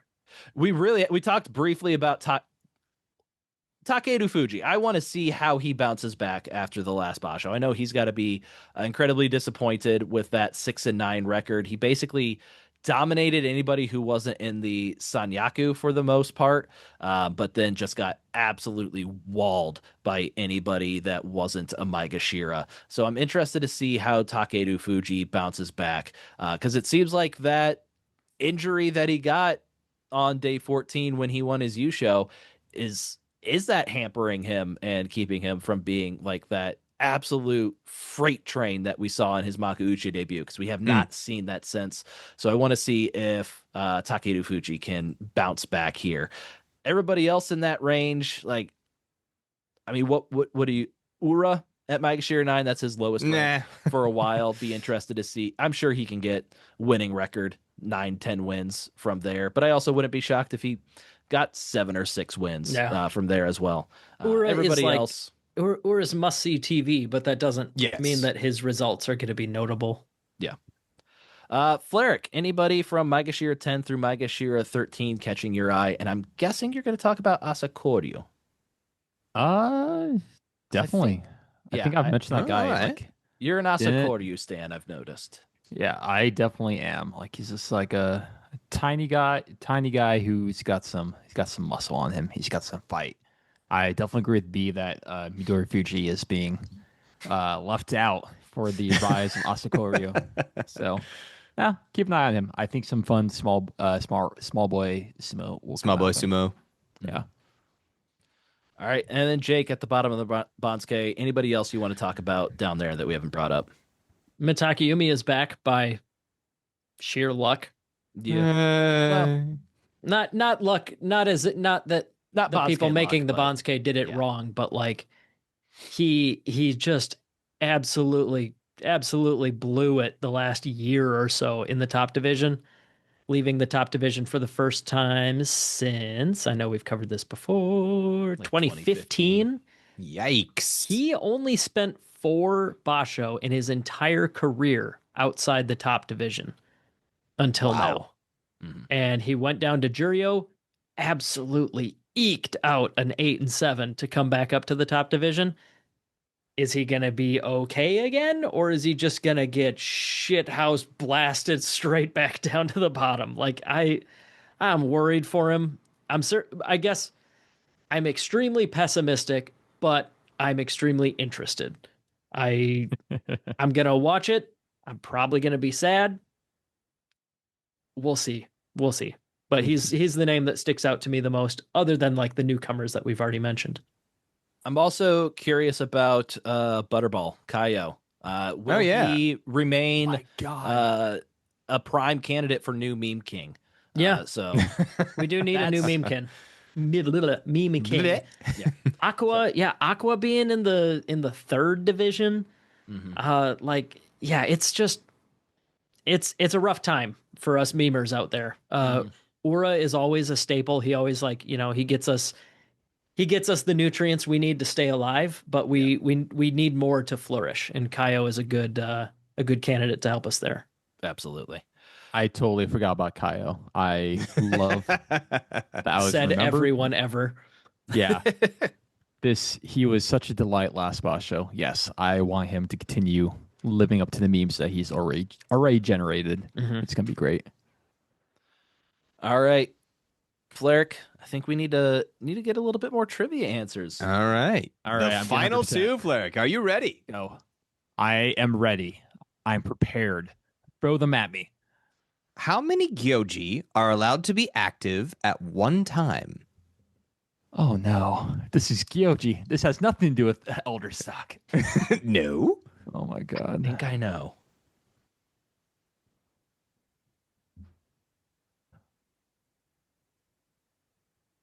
I feel like 32 is the number that's coming in my head. This is Ooh. I want to say 45. Jake, follow? Nah, I was only going to guess a range, and I think you guys are both realistic there in that it's like 30 to 40. It is 45. Yeah. Nice. Okay. Okay. We brought it up in our last news episode, and I feel like that was the correct number. Yeah, I feel like it was mentioned recently. That's the problem. I don't listen. Yeah. All right, Flyric, I think you got to hit this next one to get 50%. Here's your last one to get 50. What? God. common Otherwise, you're sumo- kicked off the podcast. Oh no! Wait, hey! I wasn't that team. We mentioned that, right? We did mention that. Oh no. I'll be so sad. I actually would be sad. co- Okay, let's get correct. Jeez. What common sumo phrase means horizontal rope? Horizontal rope. Uh-huh. Oh my god. I can't help myself. I have to declare immediately I am that I know seeing this it. one. I'm seeing it on your face, Jake. I see Ryan opening new tabs. You stop that right now. This is unrelated. This is unrelated. This is unrelated. Do you know the answer, Ryan? I don't know. Oh, Is it- yes. Okay, well, I feel good being the one who knows it. Horizontal rope. I was gonna. Is it? No. Do you want a Can't do that. hint? We've Yes, probably I will take said the word about 24 times, maybe 36 times this episode. In this episode alone, yes. it. I have a guess, but let's hear All the right. Well, yeah, I guess. Yes. Oh, come on. Suna? The Suna rope? Jake, what is it? You're correct, Flyric. That's rope. But what happens if you put Yoko in front of Tsuna? It becomes Zuna. Zuna. Zuna? Yokozuna means Yokozuna. horizontal rope. Interesting. Yep. Uh-huh. Yeah, I would have not gotten that. So The no name, way. the title is just the rope. like- Zuna. The physical horizontal rope tied around your waist is what that rank means. Interesting. I was just gonna say Tawara. Oh, I almost, no. That I or almost thought Shikiri that- said. but then I knew that was straw bales, not actual rope for Yeah. Tuara. Yeah, So, look- Flyric, you got 4 out of 10. Man, you guys are amateurs. all right, you want to say your goodbyes, Flyric, to all of the Flyric stands on the podcast? Thank you for listening to Grand Sumo Break. Not that. Whoa, you can't do that. If I'm Don't going finish it. down, I'm taking everyone with me. No, what have I done? He doesn't know he has the full power. So speaking of you guys being amateurs, Oh, God. we're almost to our break here. So let's check in on our amateur sumo orange belt. So we gave you the words at the beginning in case anybody knew and wanted to ponder on them or try to remember them. Fumidashi, Isamiyashi, Koshikudake, Tsukihisa, Tsukite. So I know that's rapid fire of a bunch of words you guys don't know, but let me introduce it to you in 2 pairs of 2 plus the weird one. Okay. So ashi means leg. Dashi means like exit. So I guess think of it like dashi, which is exit. So like oshi dashi is pushing exit. You push a guy out. Fumi dashi, you can remember that one. That is a backward step out. Yeah, inadvertent step out. Inadvertent step out backwards. There's the difference between there's the fumidashi. forward is Isamiyashi. Exactly. So yes, Isamiyashi and Fumidashi can be paired together. Fumi is backwards, Isamiyashi is forwards. So this is just your opponent doesn't make contact. Maybe like you dodge out of the way of them pushing and you try to circle to the side and you accidentally step over the rope instead of on it or something like that. That would be one of these 2 hiwaza, one of these 2 non-techniques, because it's not your opponent doing something, it's you doing it yourself. That's the term I was looking for. Thank you. Hmm? Hiwaza. Hiwaza. Yeah, The hiwaza is this non-technique. category of 5 things. Yes. Now, the other pair is Tsukihisa and Tsukite. These are when you touch the ground inadvertently without your opponent doing something. Does anybody know what te translates to? I want to say hand for some reason. Nope, you got it. Hand. Okay. Tsukite. So inadvertent like hand touch. And then down. Hisa is collapse. I no, think. no, Hisa is if your leg touches down. So generally like your knee. And these would be things like your opponent dodges out of the way and you kind of trip or slip or something like that. You go down forwards. Your hand touches or your knee touches. That would be Tsukite or Tsukihisa, What's respectively. the tsu mean again? It can kind of depend. Tsuki generally means thrust in sumo. Okay. Okay. So you would think thrust and hand would translate to like what we call tsukidashi, Tsukidashi, which is yeah. the winning technique where you thrust your opponent out. But in this case, tsukite just means you touch your hand to the ground when you shouldn't have, without your opponent pulling you down or anything like that. And tsukihisa is your leg touching down. Now, the one that is the odd man out, koshikudake, is inadvertent collapse. This is like if your That's butt, the one I thought. yeah, okay. if your butt touches the ground, or if you just completely collapse without your opponent touching you. Maybe you Day trip. 11 Hoshoryu versus Haku Oho from last basho. That was a Koshikudake. I don't remember how it looked off the top of my head, but basically it means that your opponent is not the one who caused it to happen, but you fell over. So generally fell over backwards onto your butt, onto your back. Maybe you trip over the Tawada. Maybe you slip and just fall flat on your butt, something like that. These are the 5 ways to lose that your opponent didn't influence. And in practice, yeah, they influenced it in one way or another, but it's not like their physical motions pushed you over or what have you. Got it. So, real quick, the 2 pairs, stepping forward, stepping backwards out of the ring. Backwards is fumidashi. Forwards is isamiyashi.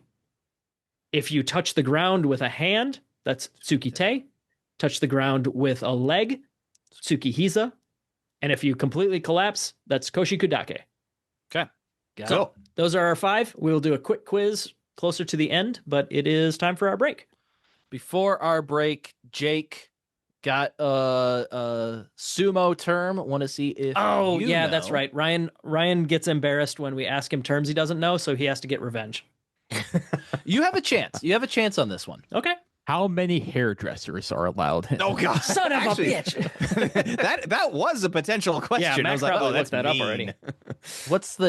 What is the name of the hairdresser? Oh, Yeah. Oh, fuck, I do know that. Tokoyama. Nailed it. That's not the correct one. That's not your No, term. I though. did it. I did it. Nope. I'm 1 for 1. You have retire. a chance. Chikara Gami. Chikara means power. I know that's like something like Chikara Mizu is the water that you drink, the power water at the beginning. Right, water of power. I don't think Gami might be the paper that you dry your face with. Oh, Ryan's got a good poker face. But I don't know if that's what Gami stands or if that's what Gami translates to. I'm going to stick with that. Yeah. So the paper that you dry your face with. I will say you're correct. You don't dry your face with it. So chikatagami, power paper, the piece of calligraphy grade paper with which a wrestler will ceremonially spit out the water while covering his mouth. Okay. I gotcha. Oh, no. Mouth- And wipes mouth his shade. mouth and sweat off his face prior to a bout. So, yeah, no, you were correct. It must be handed to him by a wrestler not tainted with a loss on that day in the same manner as Chikata Mizu. Gotcha. Yeah. So if you notice, if you watch the full warm up in between matches, they will like have a little special ladle that they will take a sip of water out of. And then, yeah, they spit that water out. I guess I forgot that part, but yeah, then they also like wipe off with some paper. But the not tainted by a loss thing is hilarious to me. Not hilarious, fascinating. That'd be a better word. So like generally it's a wrestler who's going to wrestle after you, who has not wrestled yet and therefore can't have lost. But when I thought it was like the last person to win on your side that day. that could be. I don't. That might not be it, but that's what I thought it was. I remember it gets complicated towards the very end. Like some guys stick around longer than they otherwise might have because they need to make sure that the last guys to wrestle that day get their water and paper from somebody who has not lost yet. Yeah. All right, and with that, we will now go to break. You're listening to Grand Sumo Breakdown, the world's #1 sumo podcast, according to 3 out of 4 hosts of Grand Sumo Breakdown. Keep an eye out for our preview, midway, and recap podcasts for every professional sumo tournament and a host of bonus episodes in between. Help support us by joining our Patreon and spreading the word about our show. Every penny we raise is reinvested in improving our podcast. We also help run amateur sumo events and produce the American Sumo newsletter, which you can find on our website, grandsumobreakdown.wordpress.com. Reach out to us on social media if there's anything you'd like to learn about sumo or if you'd like to try it yourself.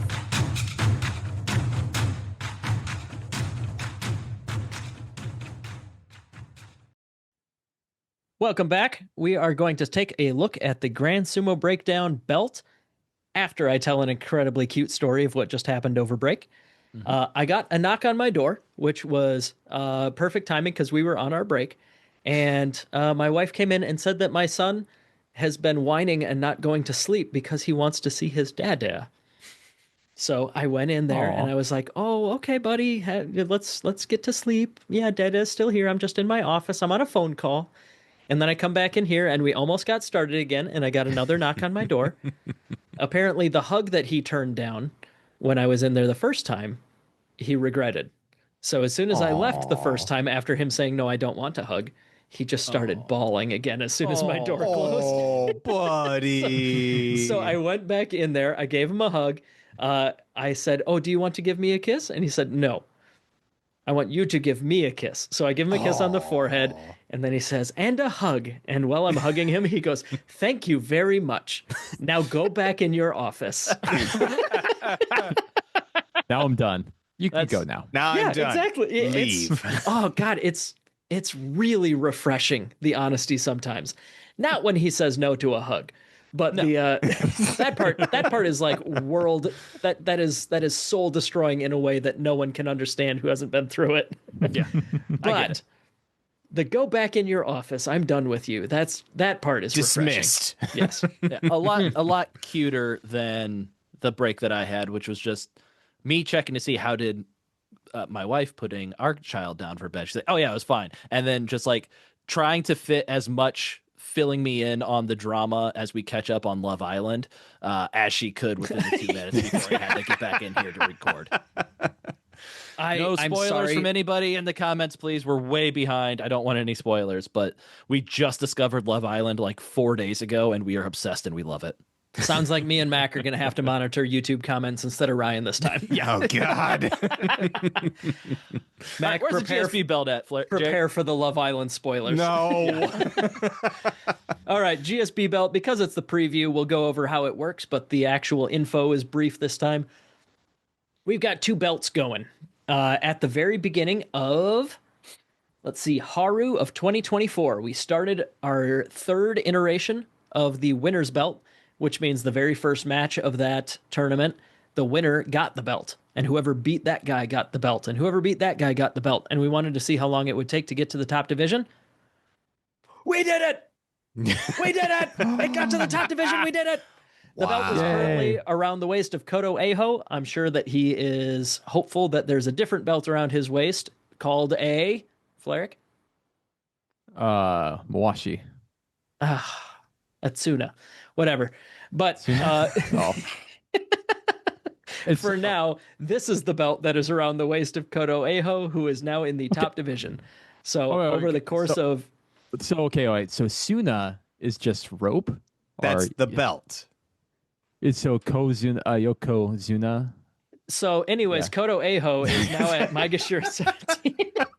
I thought it was just the Suna. Just Google it, Flyric. Google it. I'm looking into this. We're already running way too late on this episode to re-explain what Suna means. The very After poor you joke. talked about Love Actually and talked about your Love Actually is like a movie from That's the a early film, 2000s or late 90s. It's a rom-com. Oh. I'm sure I've never seen it. Love Island is an important piece of Get back to American media, which I think we stole from the Brits. I think so. Do they like being called the Brits? I don't know.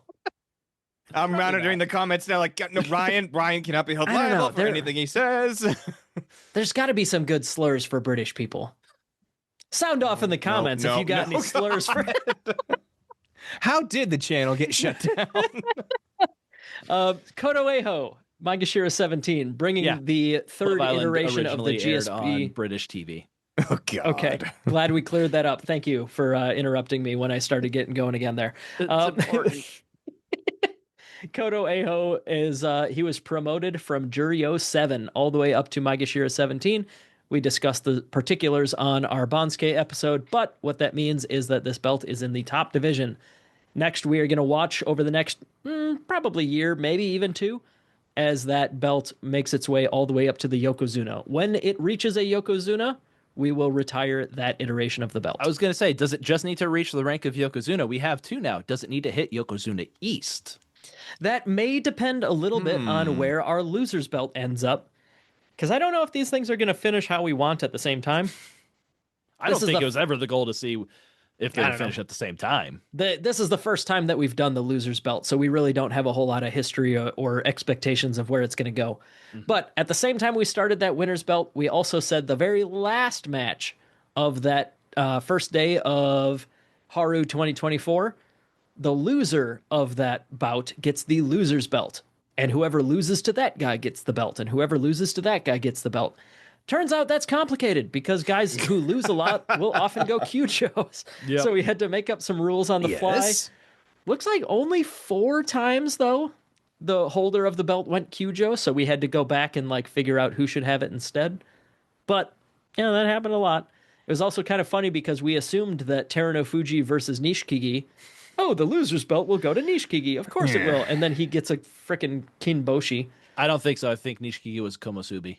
Of course he was. God damn it. I didn't even look at my own sheet. Of course he was a Komusubi. And of course you remember that, you dick. So what that... Sorry. So yeah, anyways, this belt has losered its way all the way down to the 3rd division. Kita no Waka at Makushita 3 West is the current holder of the loser's belt. Komusubi West beat Terano Fuji on day 1 and then lost his next 11 matches. Oh, that makes me mad all over again. So we'll see if Kita no Waka loses the belt to bring it down further. I don't know where we'll stop the loser's belt. Maybe we just well, I don't know. Is that going to take forever? Who cares? I don't think so. It shouldn't. Theoretically, losers in the bottom 4 divisions face other losers with the same record. So theoretically, it should only be facing people with 0 wins, and so it should precipitously drop every basho. The only Let's find out. Circumstance would be like an 0-6 Makushita 53 fights an 0-6 Makushita 10. And so then they beat that Makushita 10. And so then it goes back up to the top just to drop down to Makushita 40 something. Yeah, I think the worst case scenario is stagnancy. I think it's very, that's a good point. I hadn't thought about it that way. But yeah, we're going to get our first data point. I think that the loser's belt is most interesting in the top division. Mm-hmm. And I think the winner's belt is kind of most interesting in the lower divisions to see how fast it climbs. But regardless, this is our third and fourth belt that we've ever done over the course of like 6 years, so we don't have a ton of data. We'll see where they go, but yeah, that's where we're starting with. Koto Eiho has the winner's belt.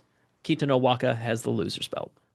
All right, let's jump into Quickly. Chump. Oh, Before, so better be Tsuna, about Love Island, or I'm not listening. yeah, the Tsuna, Yokozuna's ceremonial belt, almost 4 meters long, weighing 15 kilograms. So why would Koto Eiho be wearing a Tsuna? No, He wants My to very- get to the Suna. He wants to be a Yokozuna. my very poor joke, and I'm sorry if I phrased it badly. Koto Eiho is currently wearing around his belt, wearing around his waist, Mawashi. the GSB winner's belt. Yeah. But I bet he hopes to get a Tsuna around his waist. Oh, It wasn't that's a 'cause- good joke. It was my poor transition to try Barely and get a you to joke. All right. That's because that's because I wasn't paying attention until you said my name. All right, Champ okay. v Chump. Let's Continue go. on. Yes. So, just real quick, because this episode, I love talking sumo as much as the next guy, but we've got to go. So, Champ v Chump. You pick a champ, the person you think they're going to do very good in the tournament. The more they win, the more points you get. You also pick a chump, somebody you think is going to do very poorly in the tournament. The worse they do, the more points you get. Flyric, having lost our previous prediction series, as you can see by him being punished with the quiz, where he went 4-10, very shameful sumo quiz mark for an apparent sumo expert on our podcast, Flyric. I'm He gets annoyed. the Sad. first choice, and Mac, as the previous winner, will get the last choice for champ. Snake draft style, we'll switch it up. Mac will get the first champ or chance to pick a chump, and Flyric will have the final pick for a chump. So, Flyric, where are you going with your champ pick? I got to go with the guy who just won the last Yusho, Ono Sato. dang. All right, and Jake, I believe you're going with the Hide no Umi gamble. Ooh. I want to for the memes, but I hate doing punishments. So I'm obviously going to pick the other Yokozuna, Hoshoryu. Goes against my heart. I was hoping that Flyric would go Hoshoryu, but I can live with that one. So, which put me in the very unenviable position of who do I pick? After Who do the you two pick Yokozuna now? are off the board. Distant third place here for who the best champs are going to be. Yeah, my heart would pull me towards Kirishima, and hope that he does very well for a second consecutive basho, but he's just been streaky enough recently that I'm scared of that. And also Koto Zakura, our Ozeki, he's been not pulling his weight for a champ over the past few basho either. So I'm going to go with the Kusano Gambit. Oh, you jerk. I was going to do that. Fascinating. I feel like damn. he's I was got the hoping I'd get that highest one. chance of a special prize where you have a win amount that you know that if you hit it, you get a special prize. And I think hopefully he can clean up the bottom of the division and avoid the Sanyaku. And avoid the Sanyaku. Your only shot. Yeah. All right, I'll take Kirishima. He was second on my list. All right. I wonder how long it's been since Koto Zakura was not one of our 4 champs. It's probably been a while. All right, Mac, who are you going with for your chump? This one was a little harder. There's a lot of potential. There's high risk, high reward, but then there's someone I'm like, I don't know if I see it. So I think I'm gonna go with Toki Hayate. Oh, thank Christ. Oshoma, the correct answer. He's a newbie to the Joy, but he's in the Sanyaku, so he can't get a Kinboshi if he does happen to pull off a big win. That's a good point. You can't lose those bonus points because if your chump gets a Kinboshi, that's an extra penalty. Yep. So Oshoma all day, every day, did not think he would drop down to the second pick for me. I am gonna bank on Hida Naumi's love life going well and pick him. If the babes are up, the sumo's down. It's inevitable. What if they both go at the same time while Sumo does well? That's when Impossible. the babes start knocking. No, So- That's not how it works. That's just it's like you don't even know the rules. Yeah. We'll find out. We'll find out. We'll call up Hidenome and see through our contact of Tobizaru. We'll figure The out fact what's that they've going been down. cracking down on social media only makes it harder for us to tell how Hidenomi's sumo is doing. Very true. You got to go to Japanese Tinder for that one. I So, went to his Wikipedia page where usually under family they'll talk about like who they're married to, but they only talk about his brother Tobizaru, don't mention anything about a wife or kids. So I have to assume the babe lifestyle is going very well for him. I just have to assume it's just one babe after the other for old Hide no Umi. Not a lot of time Yeah. for sumo when that happens. Exactly. I tell you what. All right, Out. Flyric. We've been stalling, been stretching. You made a depends how much decision. wrestling, how much wrestling goes on with the babes. Anyways, I'm gonna go with Mitakayumi as my chump. All right. I feel like jujitsu would be the better discipline for that joke, but I think sumo still fits for certain types of lovers. Yeah. I'm surprised that our chumps were a lot more bottom of the banzuke focused Yeah. this time, and with so many newcomers to the Joy, not really selecting any of those guys to kind of crash and burn out, except for me taking Oshoma. I think he was Yeah. probably the most clear choice in that group, but The problem is like they're all coming off a hot streak of double digits. Yeah. If it was like kind of barely like 8 and That's- 7 up yeah. there, but like coming off double digits, you just don't know what's going on. that's There's fair. high pop off ability in the Joy, despite being it's high risk, high reward. And I think at least for me personally, I was going with what I think is safer. I'm not getting any bonus points this God, no. show. I got my champ from the bottom of the banzuke. You guys are all up in the top ranks. I got my chump at the top of the banzuke, and then you guys are all At the Maegashira bottom. 14 or worse, or Maegashira 11 or worse. All right. At this point, we really don't have a whole lot else. We do have a promise. I think we forgot to mention this at the top of the episode. Mac lost the January prediction series, Mhm. and he was assigned the task to write a sumo mystery. And Mac has been hard at work over the past 6 months, and he has part 1 ready of his mystery installment that will be played at the conclusion of this episode. I believe it's around 8 minutes, and I believe Yes. we'll have a part 2 and 3 to be played on the midway and on the recap. So Mac might be a little late, but he is delivering the goods with this mystery. I'm a man of my punishment. word. Same cannot be said for Flyric. No, hey, well, not. no, we don't know that yet. If I Still a may long be time. if I may be shitty for one sentence and then leave it be, and I will never say it again. We didn't even have the same president when Mac was assigned this homework. Well, it was in Yeah, Oh, wait. yeah, what I are you guess talking about? No, yeah. the election results. had The happened, election but- results happened. No, he was Oh. he was assigned in January, and Yeah. and he's delivering in July. Yeah. Is my memory. All right, like I said, I appreciate that you put in the effort, because I will admit I cheated a little bit and did listen to some of it already. You certainly did not half-ass it, so I No. appreciate the work you put in. That will be played I'm very after. excited for when this comes out. Yeah, the mystery part 1 will be played after the closing credits here in just a couple minutes. All right. What is everybody most excited for this basho? Can we just wrap a bow on this real quick and say, hey, we've got 2 Yokozuna? No. Day All right. 15, last match can't count. That's too easy. Oh, shoot. Oh, all right. Okay, You want to do it that so way? Okay. If we're do. eliminating that, Mr. Jake, since we're setting the rules, what are you most excited for?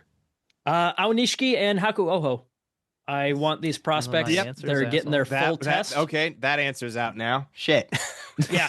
It almost feels like we're on the tail end of the generational prospect every 5 minutes kind of era.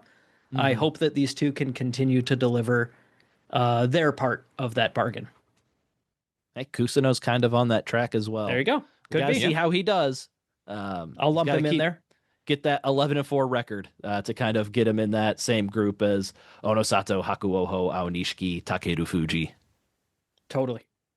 I want to see if Kirishima can bring it back and reclaim his title as Ozeki. So I'll be watching him for sure. I at this point have nothing else to add.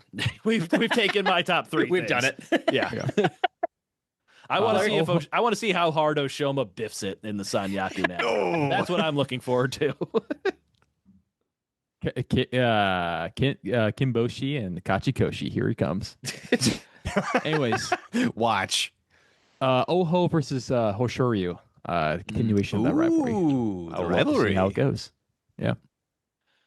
All right. All Last right. thing, real quick here is our orange belt vocabulary. Ryan, look at the camera. Unbroken eye contact. What is the word for when you inadvertently collapse backwards? Inadvertent collapse would be Koshi Kudake. Nice. Well done. Mac, Hmm. what is the difference and which one is which between Fumidashi and Isamayashi? Fumidashi is a backwards step out where you go behind, and Isamiyashi is an inadvertent step out where you're going forward. Bingo. Flyric, same question, but for Tsukihisa and Tsukite. Tsukite is touching of the hand inadvertently to the ground, and Tsukehisa is of the leg Bingo. inadvertently. There you go. So we have some easy questions coming up on the midway. Like I mentioned, I might not be there, so I wanted some easy ones there.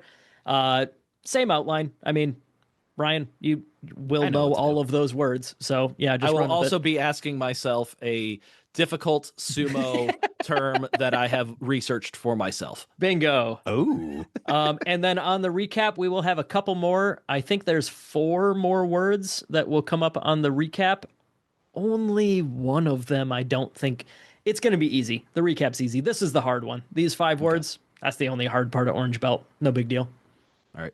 Take us home, Flyric or Jake. I got some Love think it's Island Jake. to watch. Oh, Flyric started it, so I guess I will say. Yeah, I was going to say, is it Jake? Jake ends this one. Until next time, throw your salt high. Keep moving forwards. You didn't say thank you for listening to Grand Sumo Breakdown. Amateur. Jake Thank is you for listening to Grand Sumo Breakdown, the unofficial sumo podcast for official sumo fans. This is Jake. Oh, God, we're coming full circle. How do I hit the end recording button?